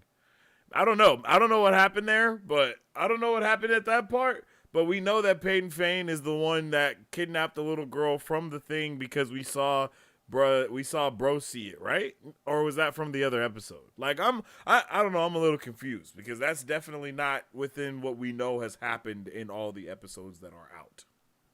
So that don't let that confuse anybody, because that almost confused me, because I was like, wait a minute, no. He showed his face to the little girl because he's the one that killed her parents and kidnapped her and brought her to that place in the first place. Because he's a freaking psychopath. Is slowly resisting his master. Moving on, Ishamael does some creepy Dark Friend brainwashing and tells the girl that maybe Trollocs aren't evil, just hungry. When I first watched this scene, I legit thought he was going to feed the girl to the Trollocs. But then I realized it's in Ishamael's best interest to recruit new Dark Friends rather than kill them. As a matter of fact, that's probably why this girl was here in the first place. Her mother probably brought her along to be indoctrinated. But I also like that the show is making the followers of the Dark One more nuanced. Like, perhaps they have some really good reasons for aligning themselves with the Shadow. Okay, I don't know what's going on. I'm confused. Somebody help me out here. What's going on? What's going on? Let me see. Thank you guys for wishing Remy happy birthday. Y'all are W's. For real. I appreciate that. Happy name day is crazy. There is no Black Aja. No one types without Nynaeve's permission. Ishi is icky is insane. It's not the same little girl. Or at least she's not wearing the same clothes. I checked. Well, yeah, I just assumed that it was... I assumed that it was the same little girl because it was like the same age. She had the same hair. She was in different clothes. But that happened like...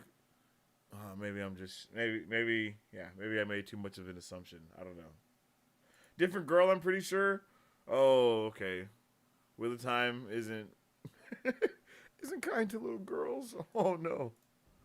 Not every scene will be broken down at that depth, but there were a lot of very important details in that scene that I think will be necessary to return to as the show progresses. Before we continue, I quickly want to say that for now, I don't have sponsors on my channel, but I want to bring attention to the WGA and SAG-AFTRA strikes. I take this very seriously as a content creator, and I believe that those who make the shows and movies that I love deserve proper compensation for their hard work. I agree 100%. With that in mind, if you've considered supporting me through YouTube or Patreon like these awesome people, perhaps instead, please consider donating to the good causes I have listed in the description below. Nice. I'll continue to donate all donate to SAG. Oh, that's dope. Okay, I can't copy all of those and put them in the chat. Let's do this one. Copy link address. And we'll drop that in the chat. Damn, that's too long. Damn. Okay, let's just open these. Oh, okay. Well, let's not open that one. Let's open this one.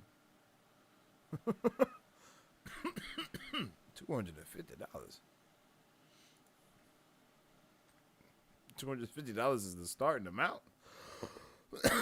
Monthly. Ooh. Okay, I'm gonna just go ahead and drop that here for y'all. Blackout. If anybody would like to donate to the membership SAG contributions to these good causes for the foreseeable future. Okay, back to the unraveling. Moiraine, in solitude, is gathering water from a well. I immediately noticed that Moraine's not wearing her classic blue. We'll see when he gets to the part where they... Well, no, because that's not in this episode. Or her Aes Sedai ring. Whether or not we as an audience believe that Moiraine is still able to channel, it seems like she no longer believes that she's an Aes Sedai. Until it suits her, of course, like when she's haggling with an Illianer captain, for instance. She does wear some blue then, but still no ring. Anyway, I love this beautiful opening sequence. Did you notice that there is more evidence of the world before the breaking in the cliffside here? Man-made caves or something appear in the cliff face. Also, I love that the show is back to shooting on location for season 2. It just makes everything feel larger in scope and more realistic. This opening sequence is a perfect example of show, don't tell. I'm so impressed by Rosamund's ability to show so much emotion while saying nothing. The way she scrubs at her blue garment makes me think that she can't get the memories of being an Aes Sedai and channeling the power out of her head. And then as she bathes, she feels the water like she's trying to sense it without touching it. Moiraine was cut off from the vibe that I got from this was that the water, like, it gave me we started the show with this same vibe right here, but when she was in the town, Lan asked her to heat the water up, and she just,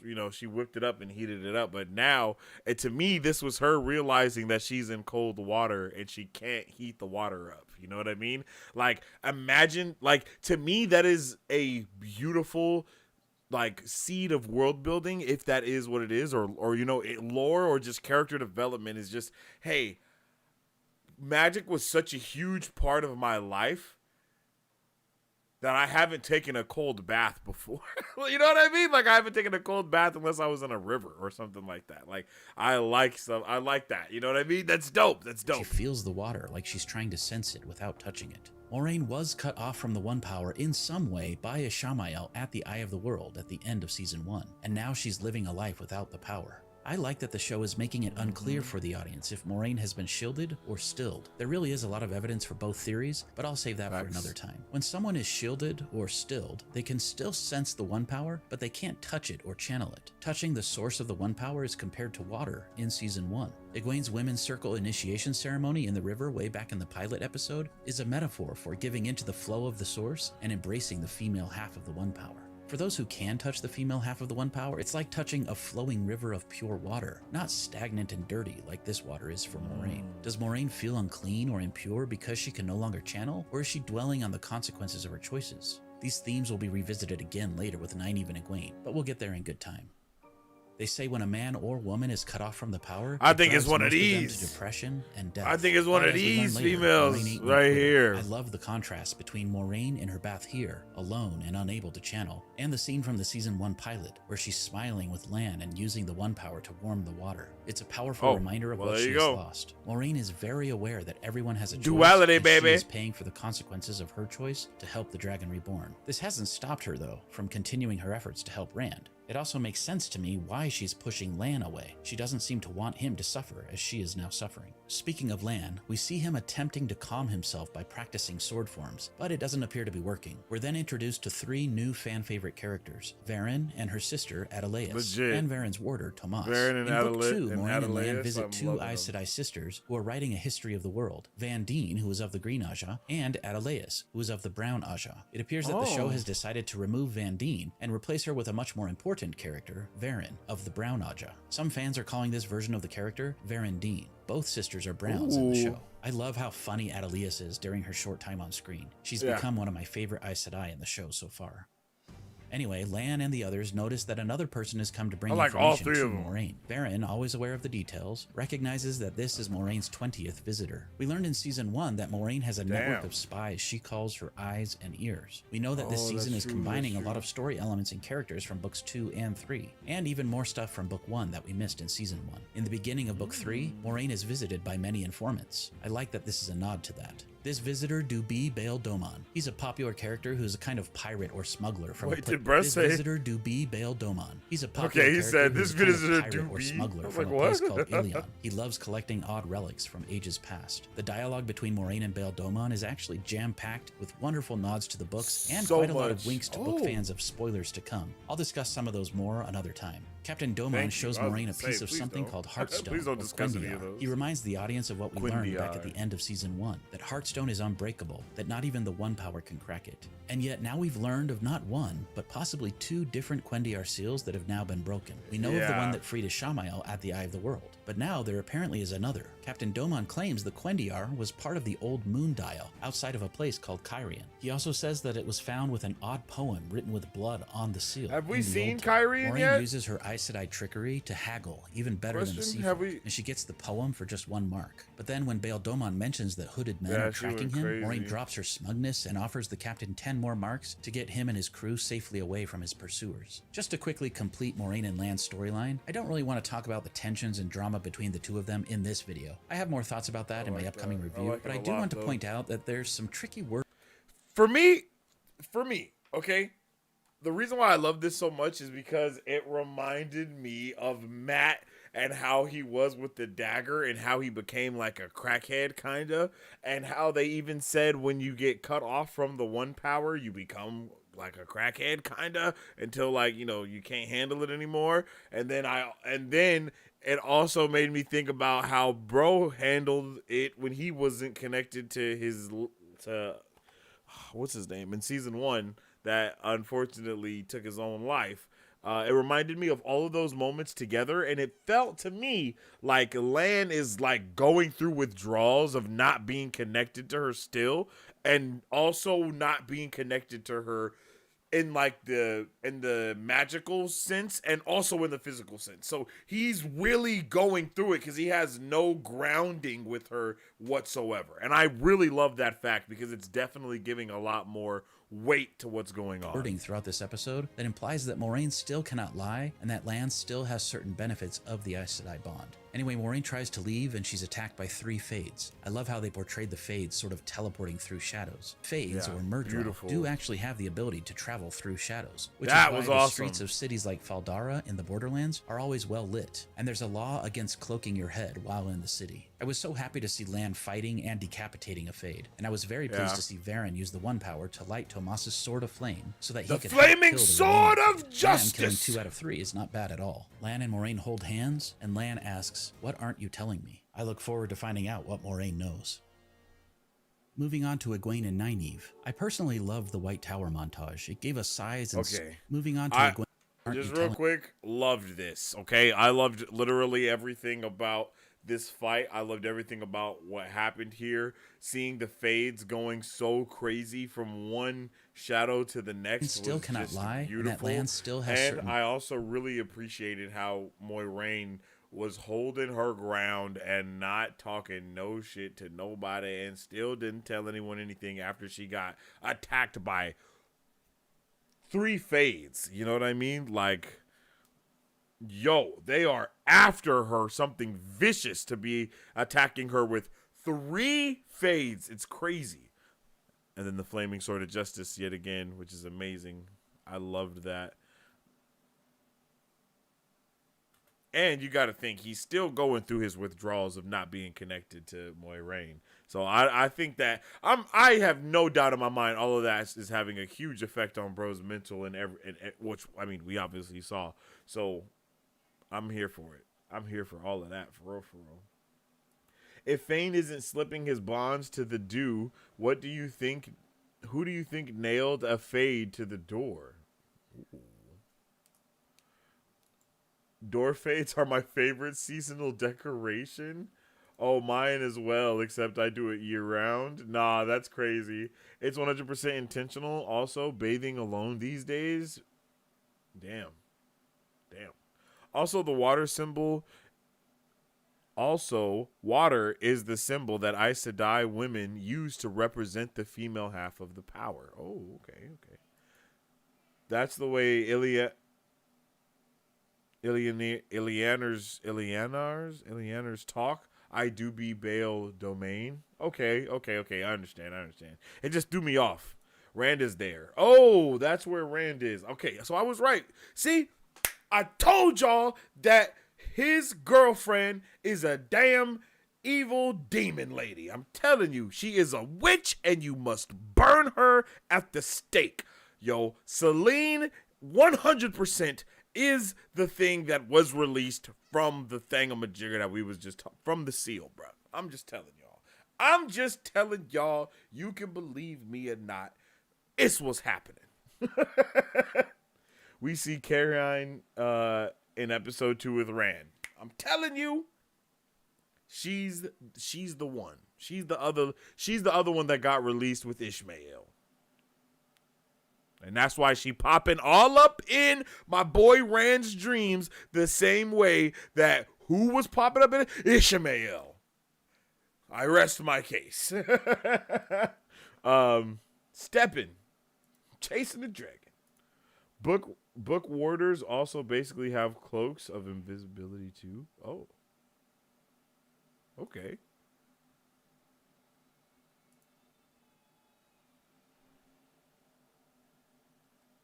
Moving on to Egwene and Nynaeve. I personally love the White Tower montage. It gave us size and scope to the tower that we haven't yet seen. It also Yes. Okay, I'm sorry I had to pause it again, but I definitely agree with that 100%. I love the White Tower montage. It gave us size. Like, look at that. On to Egwene. Look at that. Look at the just how Nynaeve. How big those bricks are. White Tower montage. Just that alone. Look at this. And then look at how far you can see down. And how gave us size and scope to the tower that we haven't yet seen. It also helped establish some important things like the hierarchy between novices and Aes Sedai. I thought it was funny seeing Lyanna basically treat Egwene like nothing more than a walking dishwasher. Egwene eventually makes her way past the warders' training area and down to the kitchens on the lower levels, where she smiles at Nynaeve as if she's happy to be walking all those steps just to do other people's dishes. She tells Nynaeve that it builds character, and then Nynaeve says, "I have enough character." I've said this before, but one of Egwene's greatest strengths is that she's like a chameleon, always willing to adapt and to do what must be done with a good attitude. One of Nynaeve's biggest strengths, but also one of her biggest weaknesses, is that she's stubborn. She's grounded in who she was raised to be and has strong principles, but she's unwilling to adapt, thinking she already is who she is and doesn't need to change or grow. In the tower, there are 3...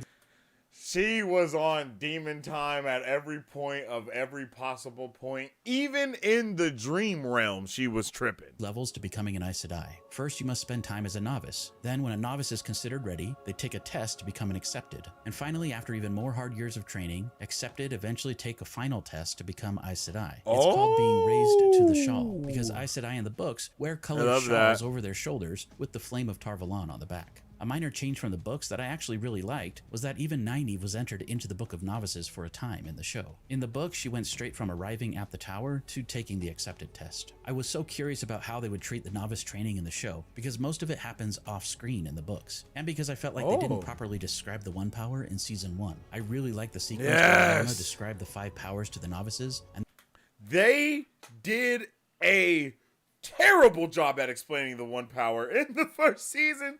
It was not it wasn't contextualized at all, and I think, I think they did a crazy job, and I feel like this scene right here did way more for the magic in the world, for the magic system this universe than anything in season 1 did. 100%. Like 100%.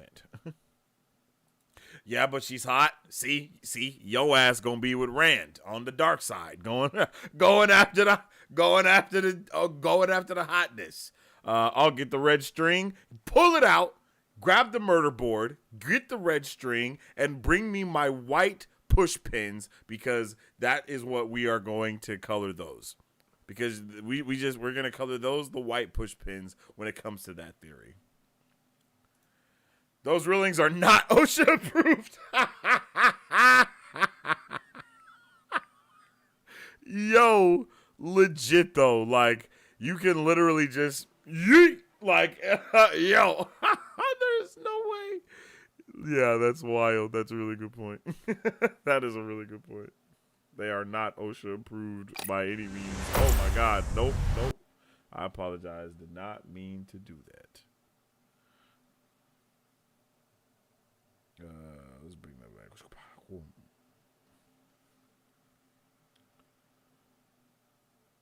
What railings is crazy? What railings? Like maybe having rails on the floor, you melt a ring should be.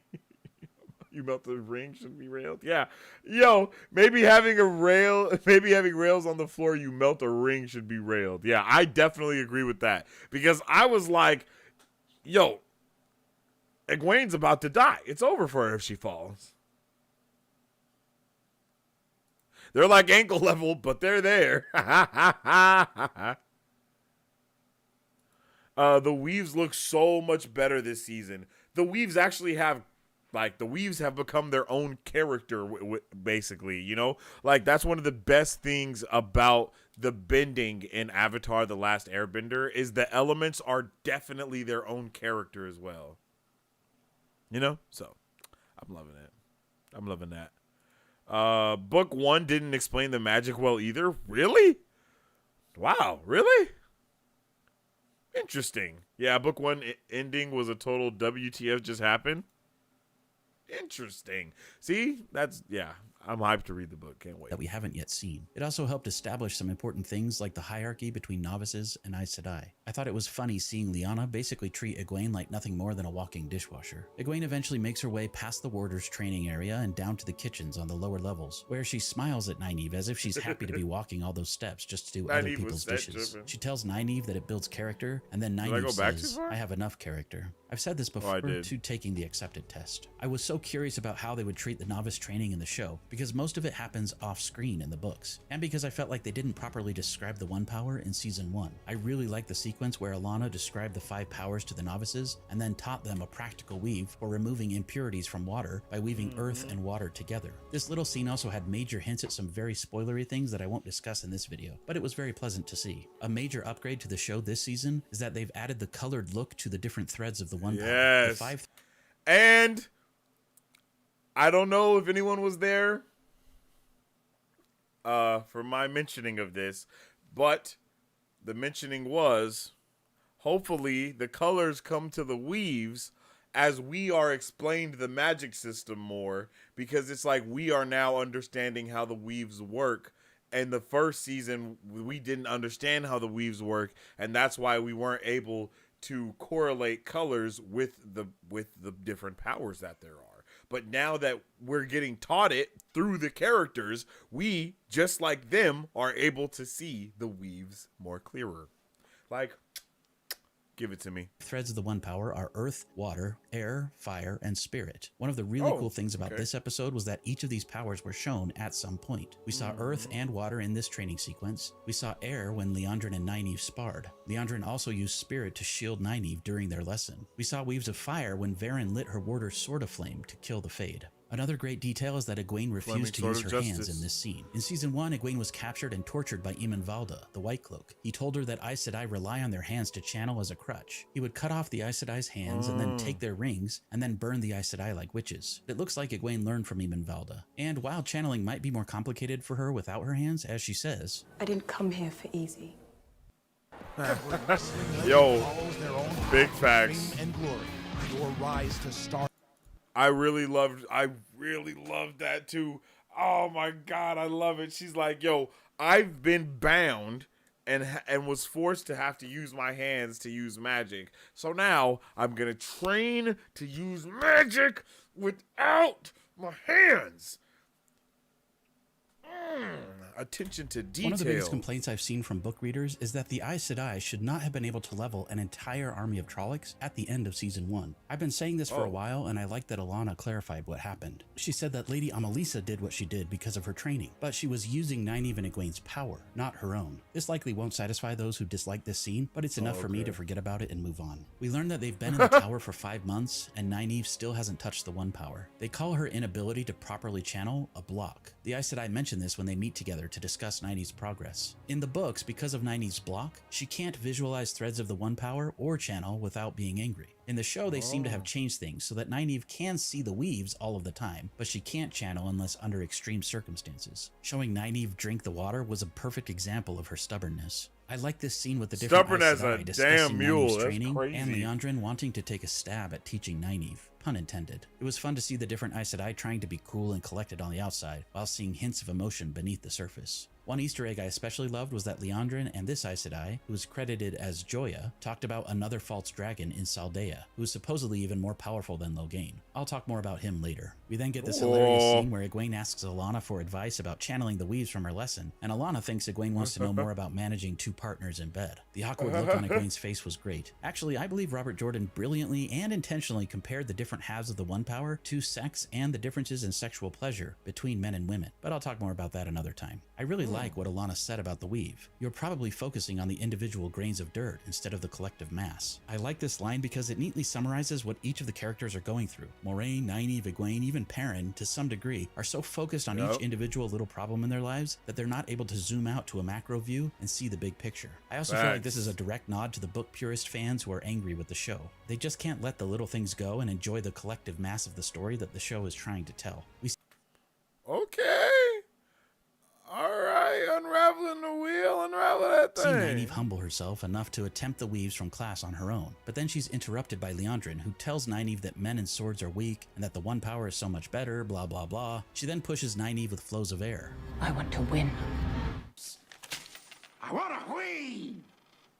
But it isn't until she taunts Nynaeve about Lan that Nah, Nynaeve that's gets crazy. angry enough to fight back. Then Leandrin shields Nynaeve with flows of spirit and teaches Nynaeve something that's unique to the show that I really like. She does her best Palpatine impression and tells Nynaeve to use her anger to channel. She says, "My sisters would have you believe there's only one way to channel, one way to become Aes Sedai, but they're wrong." In the show, it seems like they're trying to teach each of the characters that there's more than one way to get what you want. It really does feel a lot like the light and dark sides of the Force in Star Wars. I think this is actually a smart way to teach our characters and the audience, but also a good way to represent choices to the characters. As Moiraine said, everyone has a choice, and every choice has a consequence. What will be the consequences of choosing anger, hatred, violence, and darkness over light, love, and peace? A great detail at the end of this scene is that Leandrin is extremely tired after trying to shield Nynaeve. She practically stumbles away as she leaves. This whole scene is closely adapted from the second book, when Nynaeve is taught about the weaves of the power and has a similar sparring match with Swan, the Amarlin Seat. Swan even creates a blade of air and teaches Nynaeve about shields. She tells Nynaeve after that shielding her on her own was extremely difficult and draining. I like the nod to that.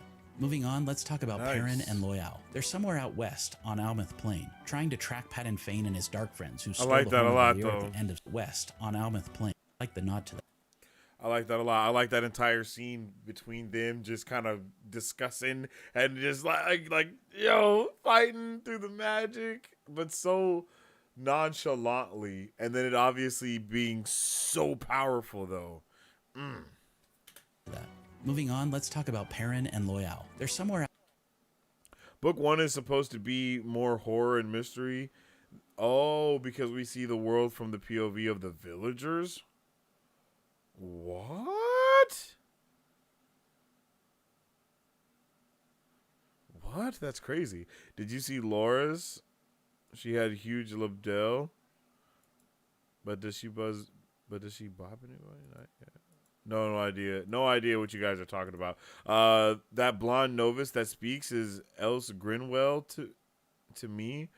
Oh. Out west on Almouth Plain, trying to track Padan Fain and his dark friends who stole the Horn of Valir at the end of Season 1. I'll talk more about the significance of the horn in another video, but we see Perrin writing a letter to his friends and Loial is looking much larger. I believe they intentionally used forced perspective and other tricks to make Loial bigger in Season 2, which I'm very grateful for. They mention that their group is led by a Shinaran soldier called Lord Ingtar, and that he's hired a new tracker or sniffer who's supposedly going to help them find Padan Fain. I absolutely love these visuals of the group on their horses because this is exactly how I imagined these scenes from the second book. We also get to hear more lovely Wheel of Time swearing from Uno, a fan favorite character. The important dialogue here is that they've nearly captured Padan Fain multiple times, but he continues to somehow escape them, and now they've lost his trail completely. Also, it kind of annoyed me that they mentioned losing Padan Fain in Watch Hill, simply because Watch Hill is a small village in the Two Rivers, and is not anywhere near where these characters have been traveling in the past 5 months. But I'll give it a pass because maybe the name Watch Hill is like Paris. There's a Paris, Idaho, so why can't there be a Watch Hill in Almouth Plain as well? They meet the new tracker Elias, who has golden eyes and wears animal skins. He has a single long-bladed knife at his belt that looks like a tooth. Book fans will understand why I pointed that out. Elias takes them to a caravan that was attacked by dark friends. Perrin's eyes turn yellow as he witnesses a vision of what happened. Then Elias confirms what Perrin saw. There was a child who made it out. I won't delve too deeply into Perrin's abilities yet, since I think the show will explain it soon, but I did want to point out that Perrin does not see visions like Perrin's abilities yet, since I think the show will explain it soon, but a child who made it.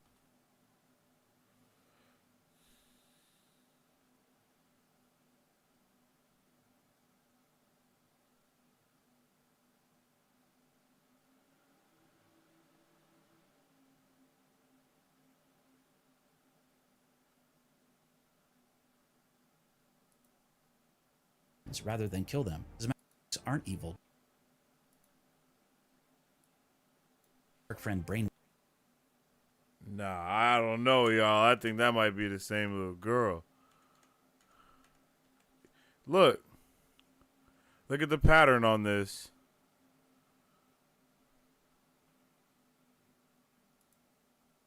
Oh, snap. Oh. The Infinity Gauntlet is a light, thanks to the magic of display. Show will explain it soon, but I did want to point out that Perrin does. Where'd she go? Vision of what happened. Then Elias confirms what Perrin saw. There was a child. I don't know. I don't know. Look, she has like the little circle patterns.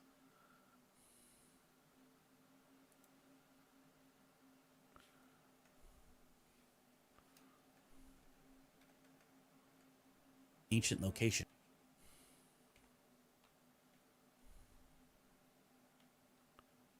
I don't know. It looks like the same. That looks like the same clothes. Look. It is. It is the same clothes, right?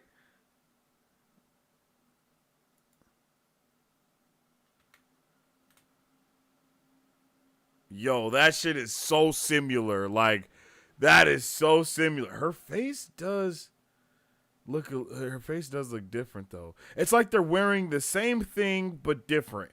And to be fair, if this is in fact the people from the thing and then the mom with the thing on and stuff as well, then they would have a change of clothes because it, you know, this probably isn't in the same day, and the clothes that they would have with them would most likely be of a similar pattern. You know what I'm saying? I don't think they only have one set of clothing. Oh.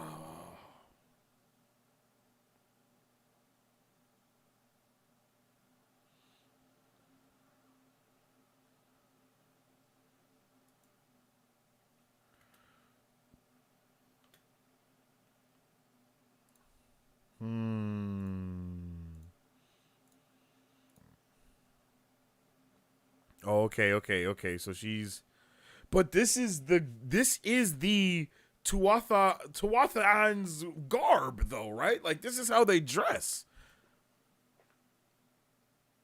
Oh, but look at how her hair is. Her hair is braided a certain way, though.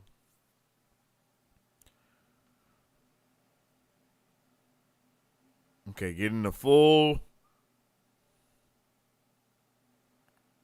Oh, yeah, I don't know. To me, it feels very close. To me, it feels very close. But the last thing I'm gonna see is if we can see her hair as she's running away, because that braid will be a key thing.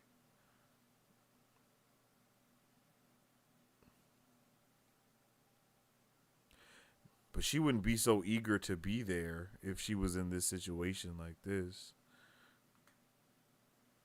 Oh shit, son. Is that a... Oh no, that's the tree? No, I think she has a braid, right?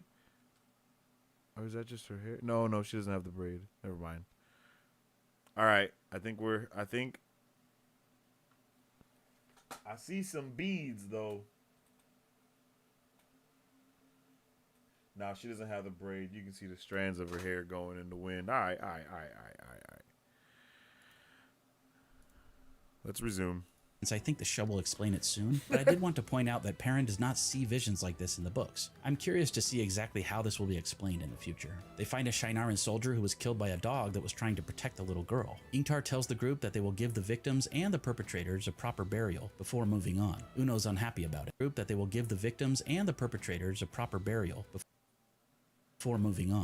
unhappy about it. I love that they kept the funeral arrangement similar to the funeral for Karene in Season 1. I talked more about Borderlander funerals in my Unraveling Episode 5 video for Season 1. I also love seeing Elias bury the dog as one of the fallen soldiers. Perrin then talks to Ingtar about his anger. I was happy to see that Perrin had moved on from blaming himself for Layla's death, and he was now blaming Padan Fain instead. Perrin talks about the kindness that the Two Rivers folks showed to Padan Fain. There goes the circle back to what we were talking about earlier, right? Of, how,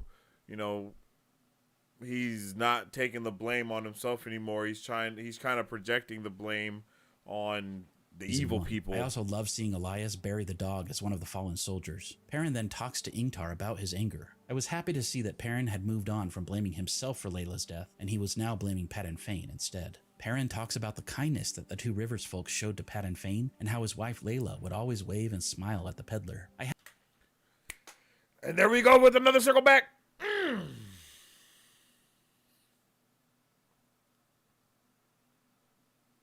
Don't forget, Padan Fain and Layla was waving and smiling. I had a theory way back in Season 1 that I'm not even sure I believe anymore, but my theory was that Layla might have been a Dark Friend who was ordered to keep an eye on Perrin and maybe to kill him on Winter Night. The theory was based solely on the fact that she had her weapon raised as if to kill Perrin when he swung around and accidentally killed her. Yo! Yo! Let's go! Yeah! Don't give up on the theory, bro. Keep the theory alive. Keep the theory alive. 100% keep the theory alive. Raised as if to kill Perrin when he swung around and accidentally killed her.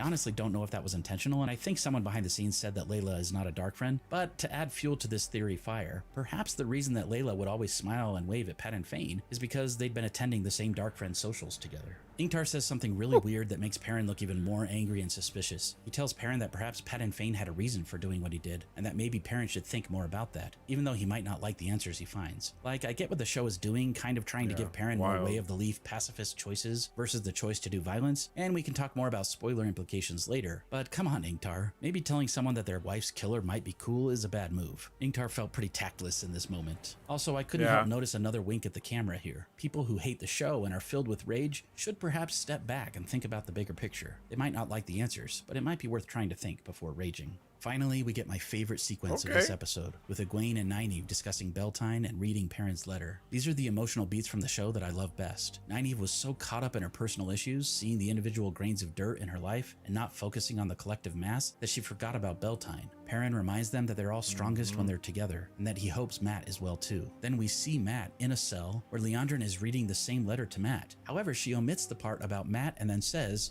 Now that must be painful. A dozen letters now, not a single mention of Matt Cawthon.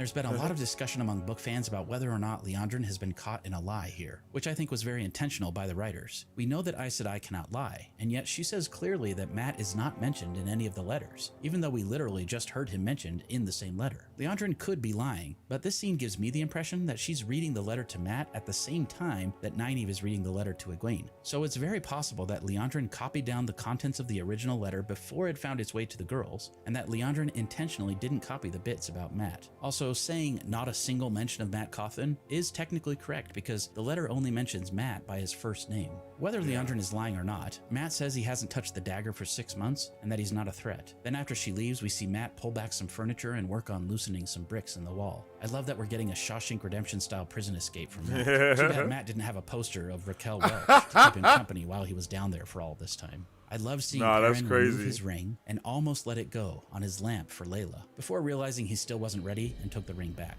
I also love that as they mentioned Rand being dead, that we saw Perrin had 2 lamps, one for Layla and one for Rand. One for Rand, then, of course, the big reveal. Rand isn't just alive, beautiful. but he's celebrating Beltane too, and probably thinking of his mother and his friends. And his head is shaved. The X-ray content on Prime says that Rand is in a place called Kyrian, which we'll talk more about in the episode. Kyrian! The place where what happened? The other seal was broken. And who also is there? That's right, it's Selene. Burn her! I'm telling you, she's a witch. Unraveled video. I actually really like that Rand was barely in this episode because it reminds me of book 3, where Rand is rarely seen until the end. That said, I'm sure we'll get more of Rand very soon. What do you think he's up to? And that's it for this one. Please like the video and subscribe. That was awesome. Definitely go check brother out. Brother over there at Unraveling the Pattern. Definitely go check him out. Go drop a like, subscribe. Bro he is doing the Nerd Lord's work with this content for show. I really wish that he had you know what I mean, the other one. Oh wait.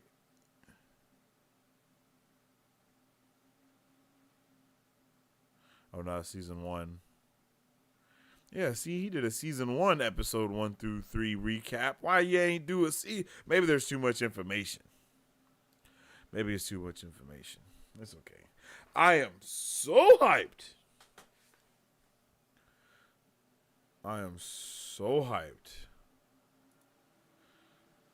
Yo, tomorrow is going to be fantastic. And I know I'm ready, and I hope y'all are too. Nice. I missed that one, Mary Sue's not horny enough. She was a boy chaser. Yo. By the way, Marvel Bros, don't look at a map of Tar-Valon in public. What? Tar-Valon map. Oh. Oh, it's a vagina. Oh, my goodness. Hey, yo.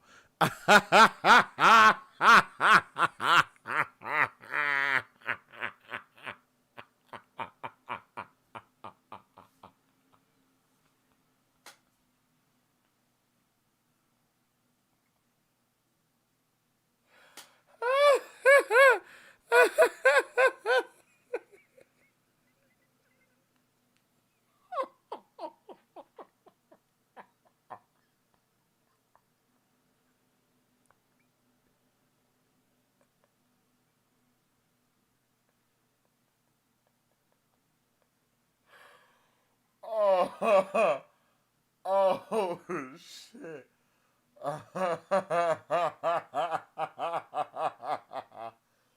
Oh. Oh man. Oh, oh my God.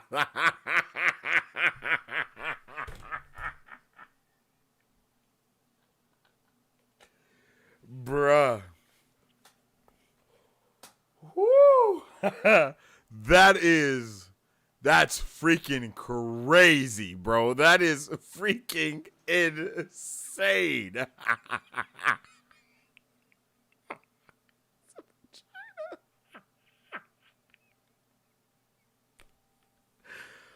Oh, bruh, yo.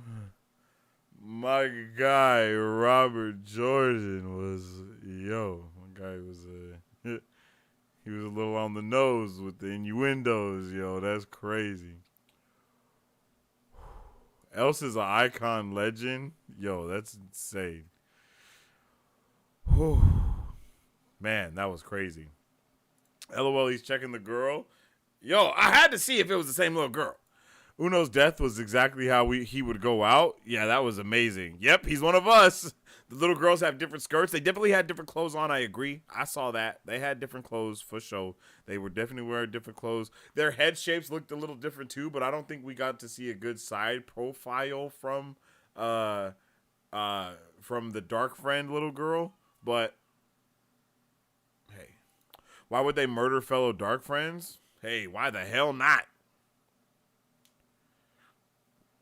Some people might know too much. I guess we'll have to watch and find out. Yeah, that's facts.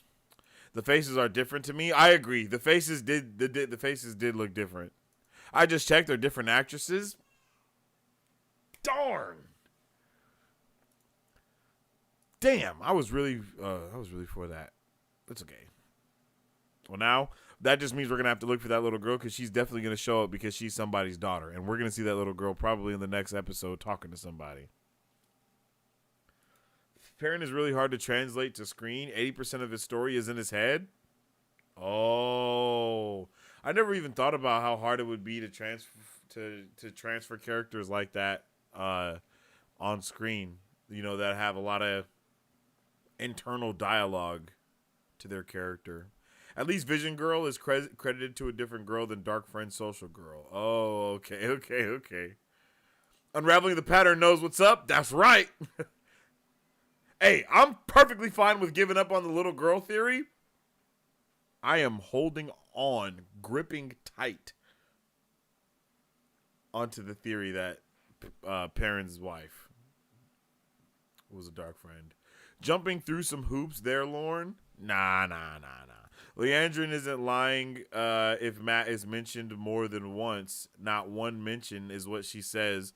So if he was mentioned in other letters, not a lie. Yeah, that's very true. That's very true.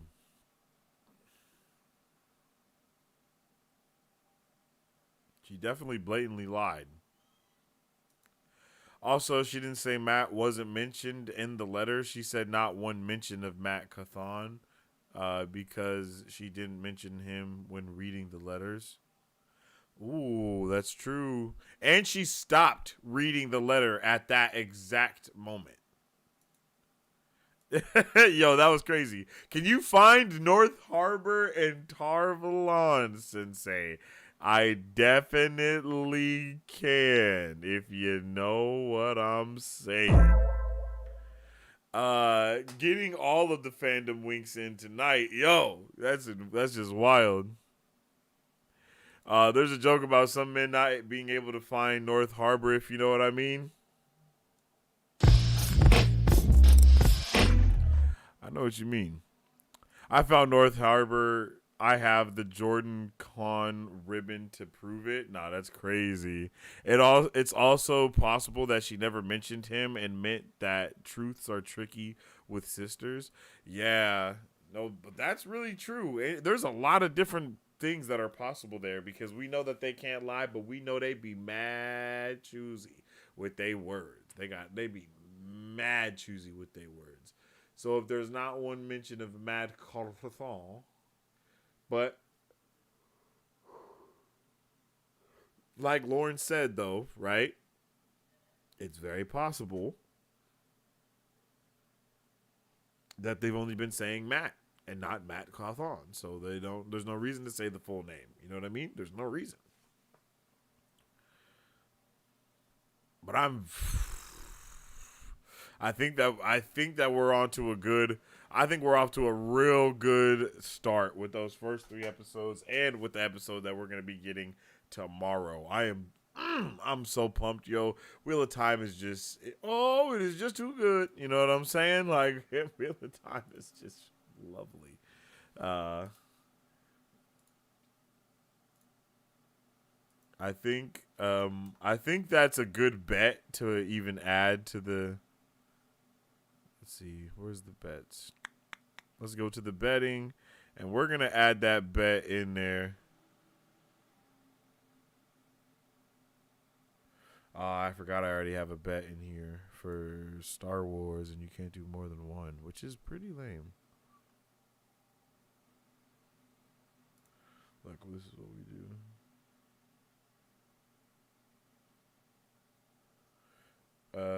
This is what we do. We're going to do is Perrin's dead wife,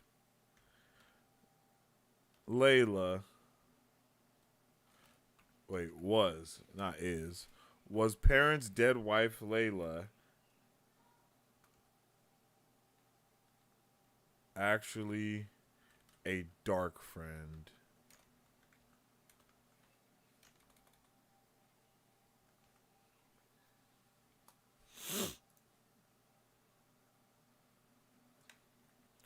Yes. Yes. No. No.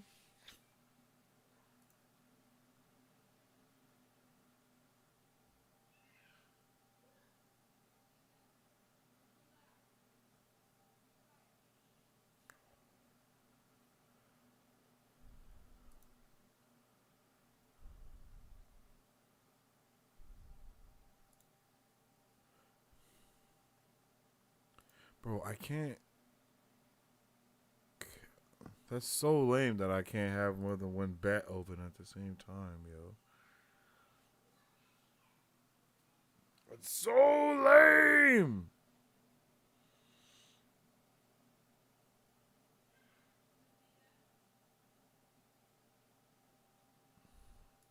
The truth an Aes Sedai tells you may not be the truth you hear, Moiraine. Ooh, that's very true.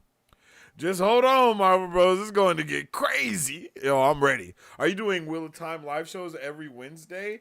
Yes, that's the plan. I mean, I think it was still a good turnout, even though the Dusty Wheel does their stuff on Wednesdays as well. But I don't want to force you guys to like have to choose on who to do. So I don't know. You know what I mean? But I like it. We can either do it on Wednesday or on Friday. No, I just like Wednesday. I like Wednesday, and I like Wheelie Wednesday. Has a good ring to it. You know what I'm saying? If a sister believes something to be true that isn't, she can still say it. The 3 oaths are internal. Ooh. That's very true, because I think there's no way that Moiraine wasn't asked like what happened to, Rand or anything like that. She just allowed everyone else to kind of believe their own truth. And then she probably had she probably told Land like tell everyone the news,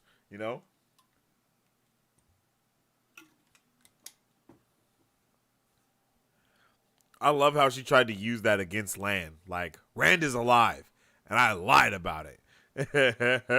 But I didn't lie, but I lied. You know what I mean? Like, I love that. I love that. Dusty Wheel starts at 9 Eastern Standard Times. Just start before. Okay, so 9 EST is, what, 5 PST for me? So 5 p.m. Pacific Standard Time.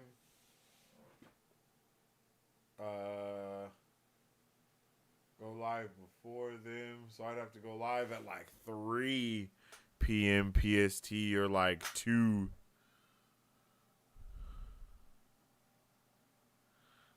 It's just a lot. I don't know. I think I'd stick to the time. Dusty Wheel has trouble not being spoilery, so this is a good alternative for non-readers. I agree with that. I've had to turn off Dusty Wheel a couple of times because they just go crazy with it. Like, and it'd be like, oh, we're not going to be spoiling anything. And then they'll say something, and I'd be like, okay, I definitely did not want to know that. You know what I mean? So it's like, okay, I'm out of there. or after. Dusty Wheel usually doesn't go more than a couple hours on Wednesday. Ooh, like get the after party vibes going from the Dusty Wheel. I feel that. I would like that. That would be cool. I've tried to be. I've been like in their chats and stuff here and there a little bit. And I like everything that they do over there for real. I have like what I want to do is I want to kind of do like, you know, like what they did, you know what I mean, with the whole like having like being in their like lounge area and watching the show. That was fantastic, and I really want to do something like that. But I don't think I have enough people to nerd out with. Like in real life. Other, you know, I'm not talking about you guys, of course. You guys are always nerds with me. You're always nerds with me. Or for people not done with the books like me. Oh, that's true. That's very true. No, that's very true. It gives people choices, you know? So we might do that then. We might keep it the same time. We might not. And I'm going to, and since this season is covering a lot of book 2 and 3, right? From what I'm hearing from you guys, if we end up at the end of the show, you know what I mean? And it's 100%, we're done with all the things from 2 and 3. And then we're starting to move on to like book 4 and 5. And even if we start dabbling into 4 a little bit, then I'll start reading book 1 and then I'll start entering booktube type areas and doing like book club on the first book of Wheel of Time. So that would give you guys, a lot of you guys, like the opportunity to even, like a piece of hair like landed on my tongue. That was weird. You know, to like maybe reread it, and you know, I don't know. Like, I know we can't do read parties to where like I'm just sitting here reading. That would probably be weird, but you know, doing something like that would be really dope. You know what I mean? You know what I'm saying? What book you on? Watch out for Dusty Wheel chats. It's hard to police 500 people for spoilers. Yeah, I feel that. That's very true. Gathering Storm probably won't be spoiled, but better safe than sorry. Yeah, I don't know. Let's see. Wheel of Time books in order list. So we got. Okay, this is not in order. What the hell? This is a sporadic list of just books. Why did they do that? Give me a damn list.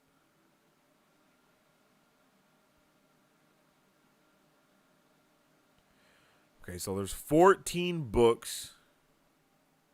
The Eye of the World, The Great Hunt, Dragon Reborn, The Shadow Rising, The Fires of Heaven, Lord of Chaos, A Crown of Swords, The Path of Daggers, Winter's Heart, Crossroads of Twilight, Knife of Dreams, What the Storm Means, The Gathering Storm, Distinctions, Towers of Midnight, By Grace and Banners Fallen, A Memory of Light. Oh my goody great golly goodness. That is some of the best, literally the best book titles I think I've ever heard. Those are some amazing book titles. Holy shit, that's amazing. Yo, and he was putting out like 2 books a year. That's insane. Oh, bro. See, I'm no novelist. So I don't know if I'd ever be able to put out 2 books in a year. But maybe I could. Nice. Enjoy. I wish I could read TGS for the first time again. Oh, I'd love to do a book club. Yeah, right? Right? Like, I think that would be so fun. Like, I think that would be so fun to do. is get a good book club going. I've never been a part of a book club. I have no idea what to do within a book club. I don't know how that works. I don't know if it's like chapter by chapter. I don't know nothing about a book club, but I think it would be really fun to do it, and especially to do it with the Wheel of Time and give all of you readers a chance to reread because, of course, you know what I mean? You guys are in here. It's one of the last 3. Oh, yeah.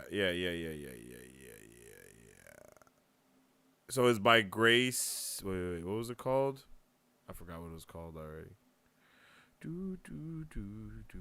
Gathering Storm. Oh yeah, The Gathering Storm.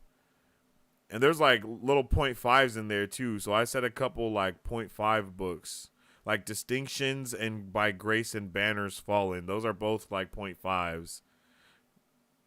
And that sounds freaking fantastic, no cap.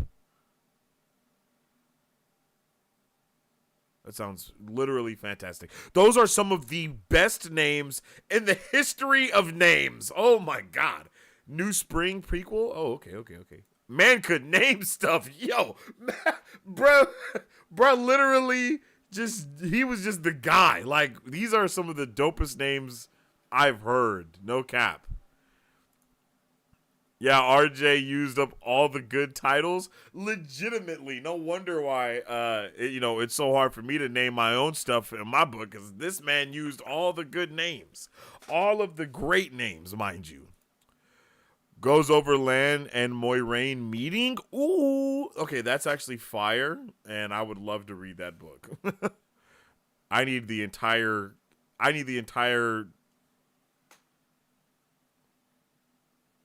It's not encyclopedia, codex. I need the entire codex of Wheel of Time. You feel me? I just finished on the Dusty Wheel, and yet I saw this, and I clicked. Yo, well, welcome in, it's Sharice. Oh, not welcome in. You've been here before, Sharice, I'm pretty sure. Yeah, I've seen you here before. Hello there. How you doing? Well, welcome back. Not welcome, but welcome back. Welcome, yes. Welcome to the chat. The 0.5 were sneak peeks into the upcoming books? Damn, man can name stuff is an understatement. He named like 3,000 characters. Yo, no cap. Yeah, that's insane. But I do when I started working on my book and my world, it became like it's like a game to name stuff, you know what I mean? It's like, okay, let's see what this sounds like. Let's see what that sounds like. Let's take this word. Let's grab that word. Let's kind of mix those together. What does this word mean in this language? Okay, let's grab a couple of those and grab that and like kind of put it all together. And I think someone had said that Robert Jordan actually like took a lot of things from real world scenarios and allowed it to kind of mold the universe that he was creating. And you know, that's amazing because it's just amazing to hear the things that he was doing and to even see how it goes, because it's like, it's things that I was doing in my own trying to write a book and build a universe and build a world. And it's like, I am definitely no Robert Jordan, but it's like, I must be on this, I'm on an okay path. You know what I'm saying? And what I'm doing, if all these other great writers and amazing storytellers and amazing world builders were doing something even adjacent to what I'm doing, you know, even if I'm just that adjacent, I'm cool with that. You know what I'm saying? I'm cool with that. And I need more.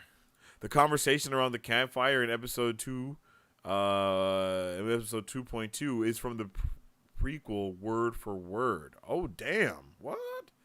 The audiobooks also are excellent, be it Pike's reading or Michael and Kate. Oh, wow. I don't know who any of those guys are, but that sounds awesome. It's called the Wheel of Time Comparison. It's a go-to for all things Wheel of Time, as is Wheel of Time Origins. Wheel of Time Origins, that thing from Amazon was incredible, bro. I'm going to watch that again. I need those all cut together in just one long sequence because that was beautiful. I would actually love to see a show in like how they did those origins for real. Those origins were actually insane and borderline diabolical. Oh. Yo. All right. And Wheel of Time is how I got introduced to Brandon Sanderson, which is amazing. It like that, like going down the Brandon Sanderson rabbit hole has been a fantastic time. I understand things so much more after watching his course on YouTube 50 times and absorbing the knowledge. Like, it makes you just it's made me appreciate like characters and a lot of world building and stuff like that a lot more.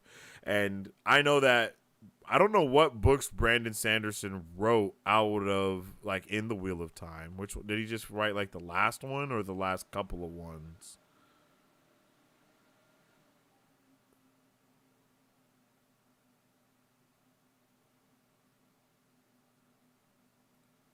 Yeah, I don't know what books Brandon Sanderson wrote in there.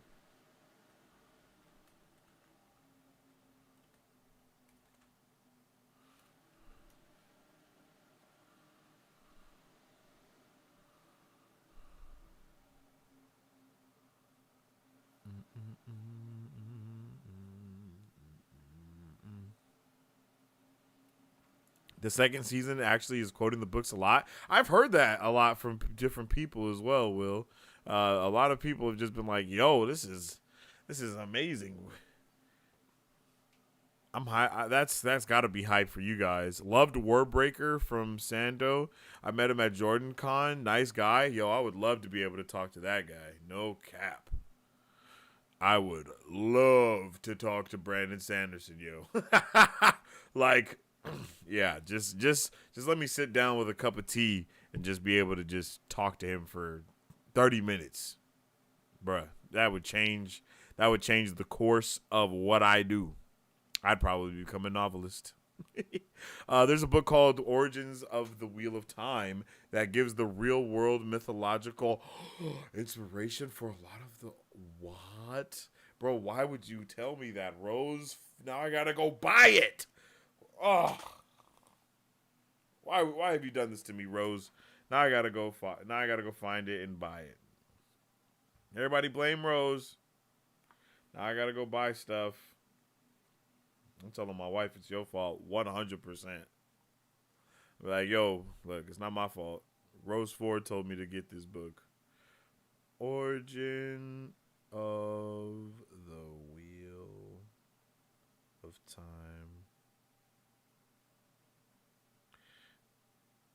Yep.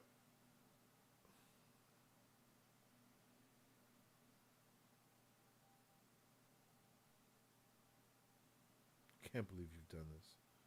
My bad, I had to take that note before I forgot.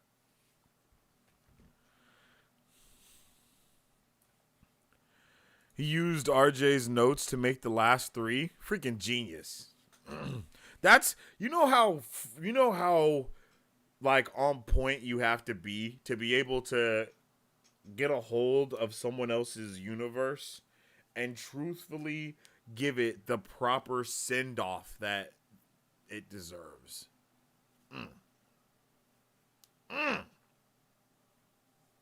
Give it to me, baby. Sanderson wrote the last three. Oh, he wrote, yeah, bro. Yeah, like, imagine, like, just, oh, my God, just the last three books. Yep, I love that. RJ had stacks on stacks of notes. That's amazing. Oh, yo, what's up with it, Quark?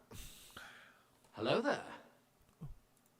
RJ also had a huge influence on Brandon Sanderson. He actually described struggling as a young writer because every time he'd start a book, he'd accidentally start plagiarizing Wheel of Time.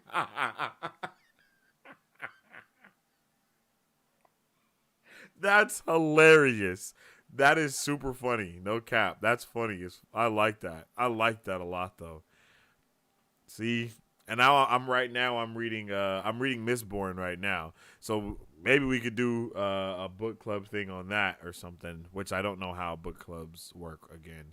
But if anybody is if anybody has read Mistborn and would be interested in doing, like a almost, I keep wanting to say a read party, and I know that's not possible, but do a book club on that. That would be dope. That would be definitely dope.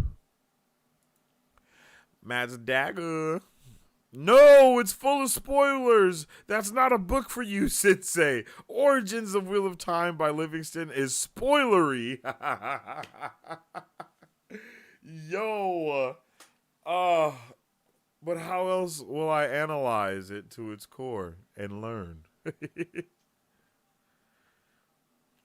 Bro, I want to read the books so bad, like for real. It's like an itch. It's like an itch to read the books, but I'm staying away so I can get a good sense of everything going on with the show as we go through it, and not have the influence of the book on the influence of the show, because I know that show is going to be crazy though. We back.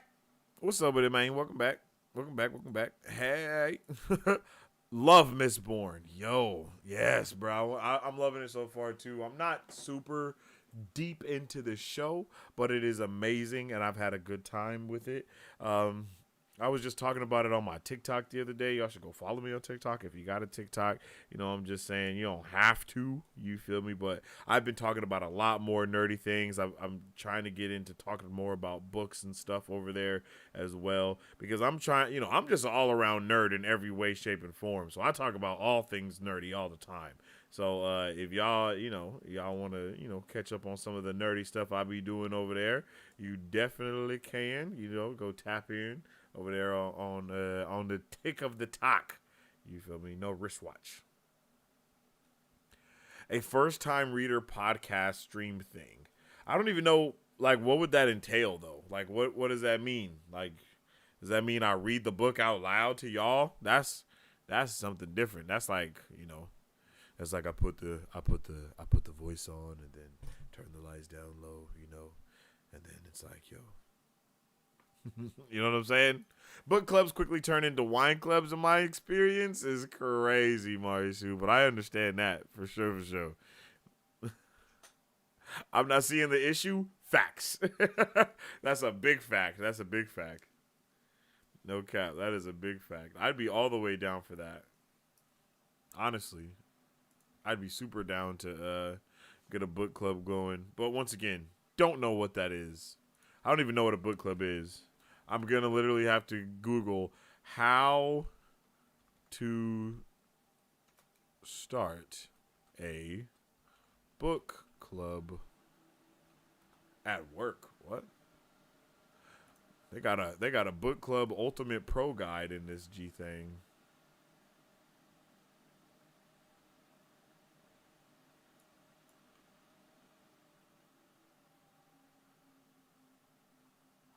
Okay, I don't need a full article. There we go. I just needed some steps. Figure out what type of book club you want. Figure out who you want to invite and how to get members. Decide where and how often your book club will meet. Create a process to pick what books to read. Set some group guidelines. Sort out any basic logistics for going forward. We know all of these steps except step 5, right? Things to possibly think about. Oh, this is talking about food and shit. What are your thoughts about members coming without finishing the book? My book clubs has always been low key.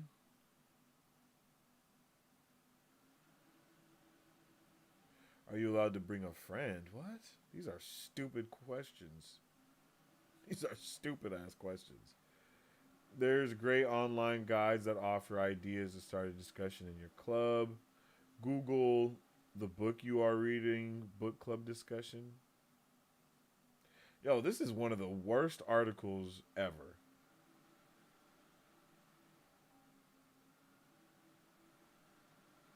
So do you have to wait until the book is done to talk about the book? Or do you like read like 10 chapters and then talk about those 10 chapters and then read another 10 chapters, you know?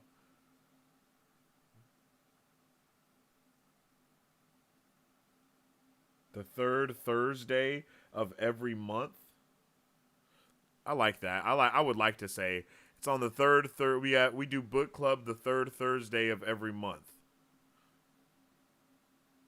Yeah. Yeah. I like that.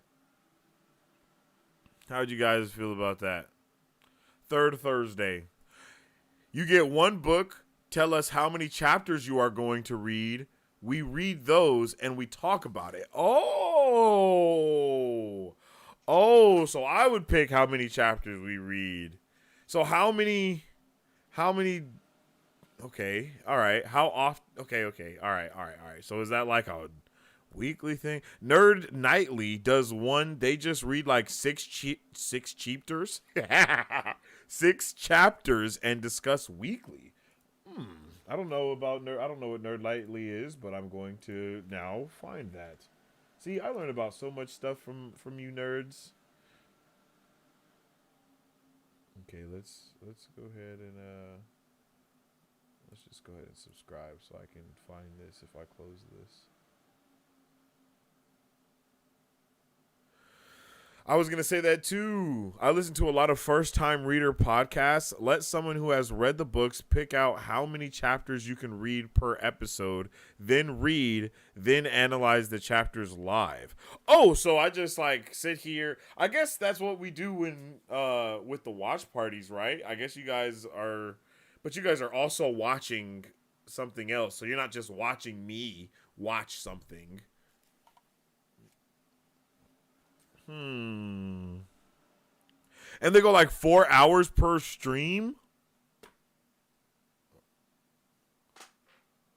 Damn. That's long.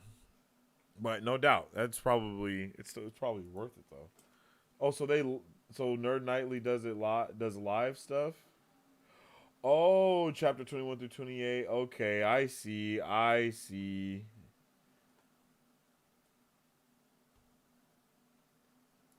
No, I am not watching them while we're sitting here talking to you.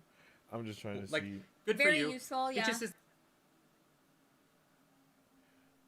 Oh, so they just do book club. Oh, okay. So they just do book club and talk about it. They're not actually reading it live on Nerd Nightly. Okay, Nerdy Nightly. Okay, I understand.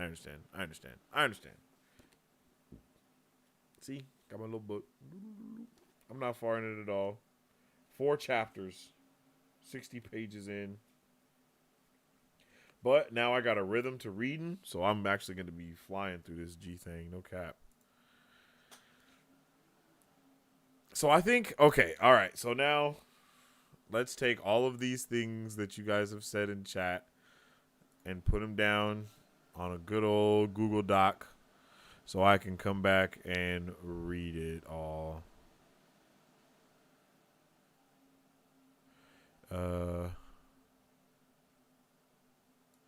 Okay, get one book.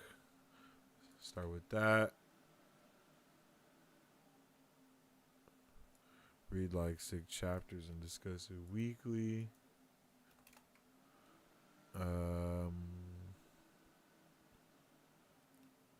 Let someone who I like that too. See, Mari Sue, I'm telling you, we need to get you in Discord. Most people do it in chunks of chapters. Okay.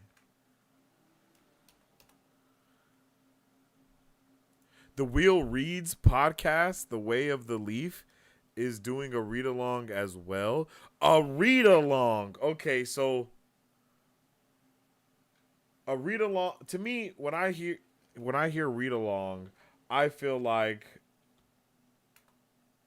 I'm reading to you. Is that not what a read-along is?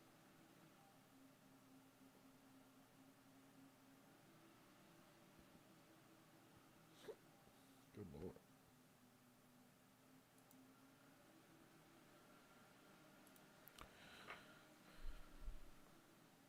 That's kind of how I feel. Like if I said if someone was like, "Yo, let's do a read along," I'd be like, "Yo, you want me to?" No, I'm lying because my first 16th right now was gonna be. You want me to read with you? Yeah, that's what I was about to say. What, you want me to read with you? No, so yeah, no, read along is that. So what is a? I guess that's more story time, huh? Like if I'm reading to you, that's story time. Okay, I understand. All right, I understand. I have my categories now. A read along is when we read along aside each other, and then the other one is the other one.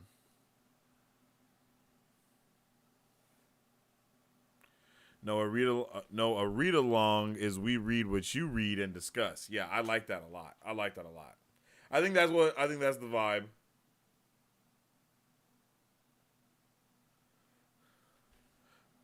My man said I'm just gonna plug Wheel Takes with Allie and Gus. Let's see, Wheel Takes.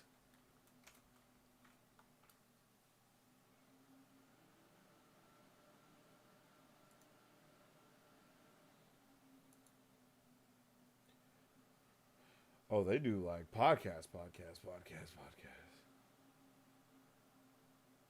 Oh, and it's with good old Spreaker. I love me some Spreaker.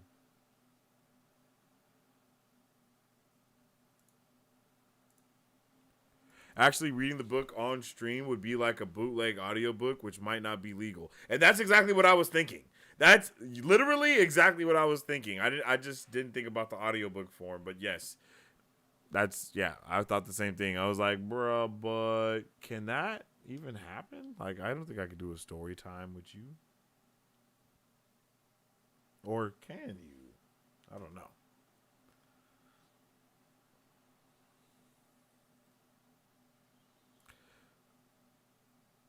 Love Wheel Takes, but the Way of the Leaf has puppets. Oh, wait, the Way of the Leaf. I thought that was one name. That's my bad.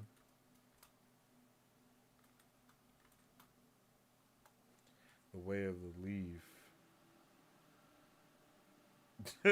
They do indeed have puppets. That's crazy.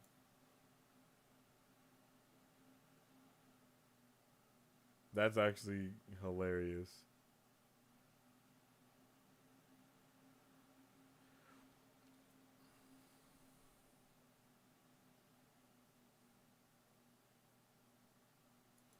The Wheel Reads is doing Mistborn right now. So you can go check out whatever chapters you've read that they've done. Yo, what the hell is up with the duality of me tuning in with things that other people are doing? That is mad weird. And it is stuff that I ain't never heard of. No one I heard of. We doing the same thing. That's just wild. Like, what? My bad. I had to just like put my tinfoil hat on real quick because that's just wild. Is the Wheel Reads? Oh no, I see it right here. Winter's Heart.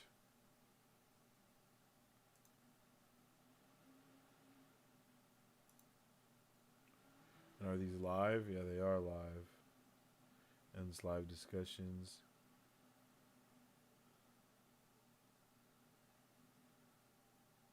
I might be tripping, but to me that is just super weird that I started reading. That's just weird, yo. I don't know. That's weird as hell.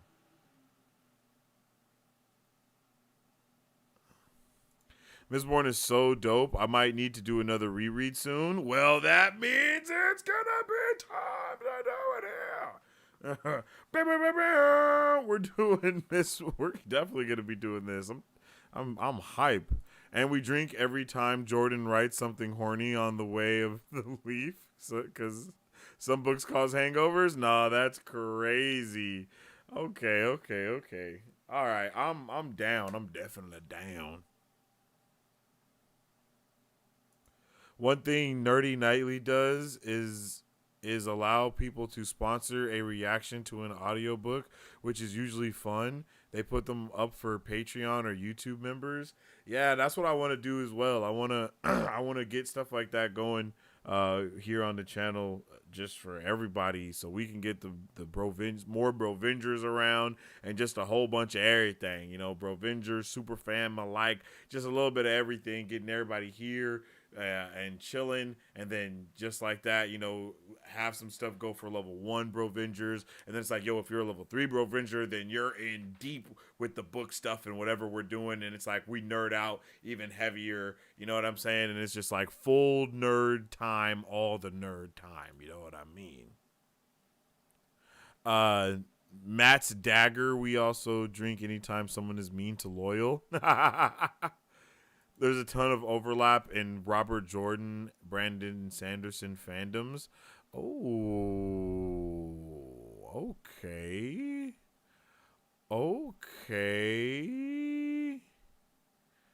I like that. I like that. I like that. I like that. I like that. That makes a lot of sense, yo. I'm telling you.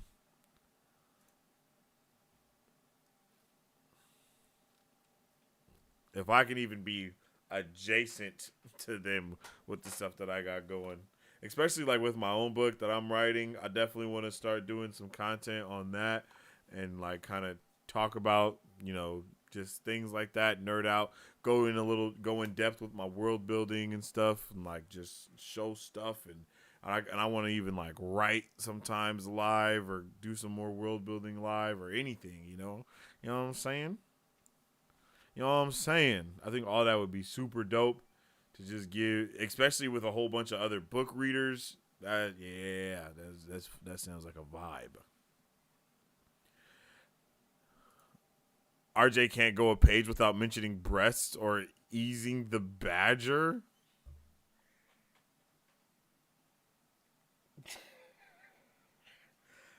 Easing the badger?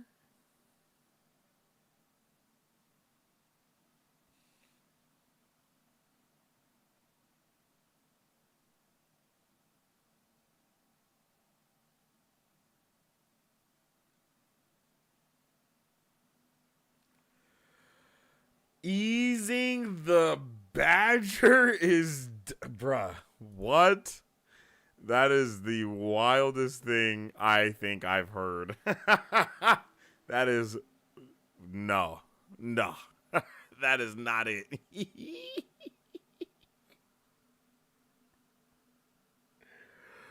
Hell no. Oh my God. Easing the badger is crazy. That's absolutely diabolical.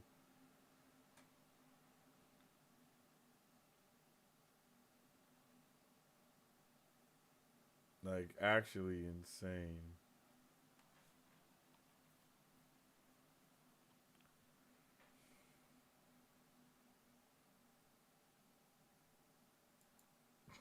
I don't even know how to feel about that, bro. Easing the badger is just like, that's just, I'm not gonna forget that. I'm definitely telling my brother that, and like the next time I see him, like, yo, what's up? You been easing the badger a lot lately?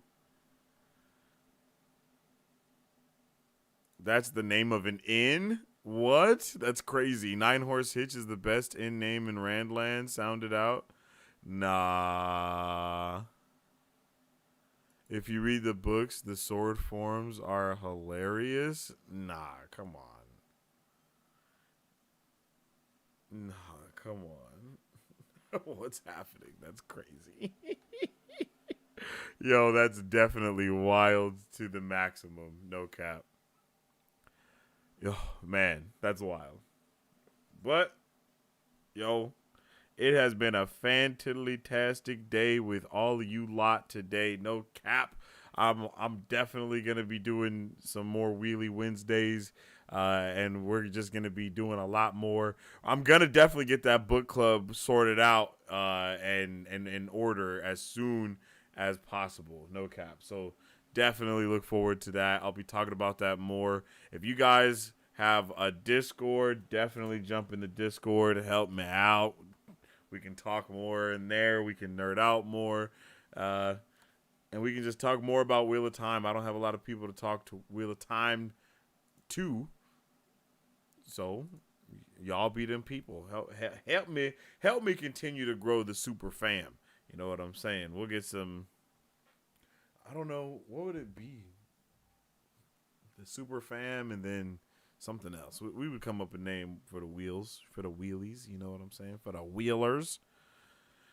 But I am freaking hyped for tomorrow's episode of Wheel of Time. Make sure you guys are here at 4 p.m. PST when we will be going live to discuss all of our thoughts, theories, and opinions about episode 4 of Wheel of Time. It's definitely going to be a vibe tomorrow. It's obviously been a vibe today. You guys are awesome, and I definitely appreciate everyone for tuning in and vibing. All the new subscribers, all the likes, all the love. It's definitely lit, and I really do appreciate you guys, for real. And I'm going to do as much more content as possible, so you know what I mean. I just definitely appreciate all of y'all for helping me out with the love, showing the love and support. You know what I'm saying? Definitely makes me excited to keep it going and to literally just keep rocking. And it's going to be such a fantastic time to continue doing all the things that we got going. You know what I mean? So I hope everyone has had a good time today talking and nerding out about all the Wheel of Time stuff that we've talked about. And we will be live tomorrow, as I have already said, to check out the Wheel of Time. And with all that being said, if you guys haven't already, make sure you follow us on social media at Marvel Bros and stay up to date with all the latest news, movie reviews, and content that we post every single day. And you can also follow me on social media at Sensei Finito to stay up to date with all my thoughts, theories, and opinions on whatever particular thing I may be partaking in at that particular time. And just so you guys know, our Brovenger memberships are active, and they do start at $2.99. And when you become a Brovenger, you help us and the rest of Superfam protect all that is nerdy and awesome. And I definitely appreciate all of you guys for vibing out with me and making today an amazing show. And I hope that the show was amazing for you guys as well. And I can't wait to continue our discussion, our discourse, and to get these book clubs on and popping. And with all that being said, I'll leave y'all like I always do. And I hope you guys have an awesome day. Stay awesome, stay nerdy, and don't forget to stay marvelous. Excelsior. If you guys would like to support Mark Bros, all you gotta do is visit our website at www.markbros.com and buy some merch. Represent Superfan. Or you can join our Patreon to get early access to content, patron-only scoops, giveaways, private Q&As, and those sacred watch parties. We appreciate you guys. We'll catch you later. Excelsior. On today's pop culture news update.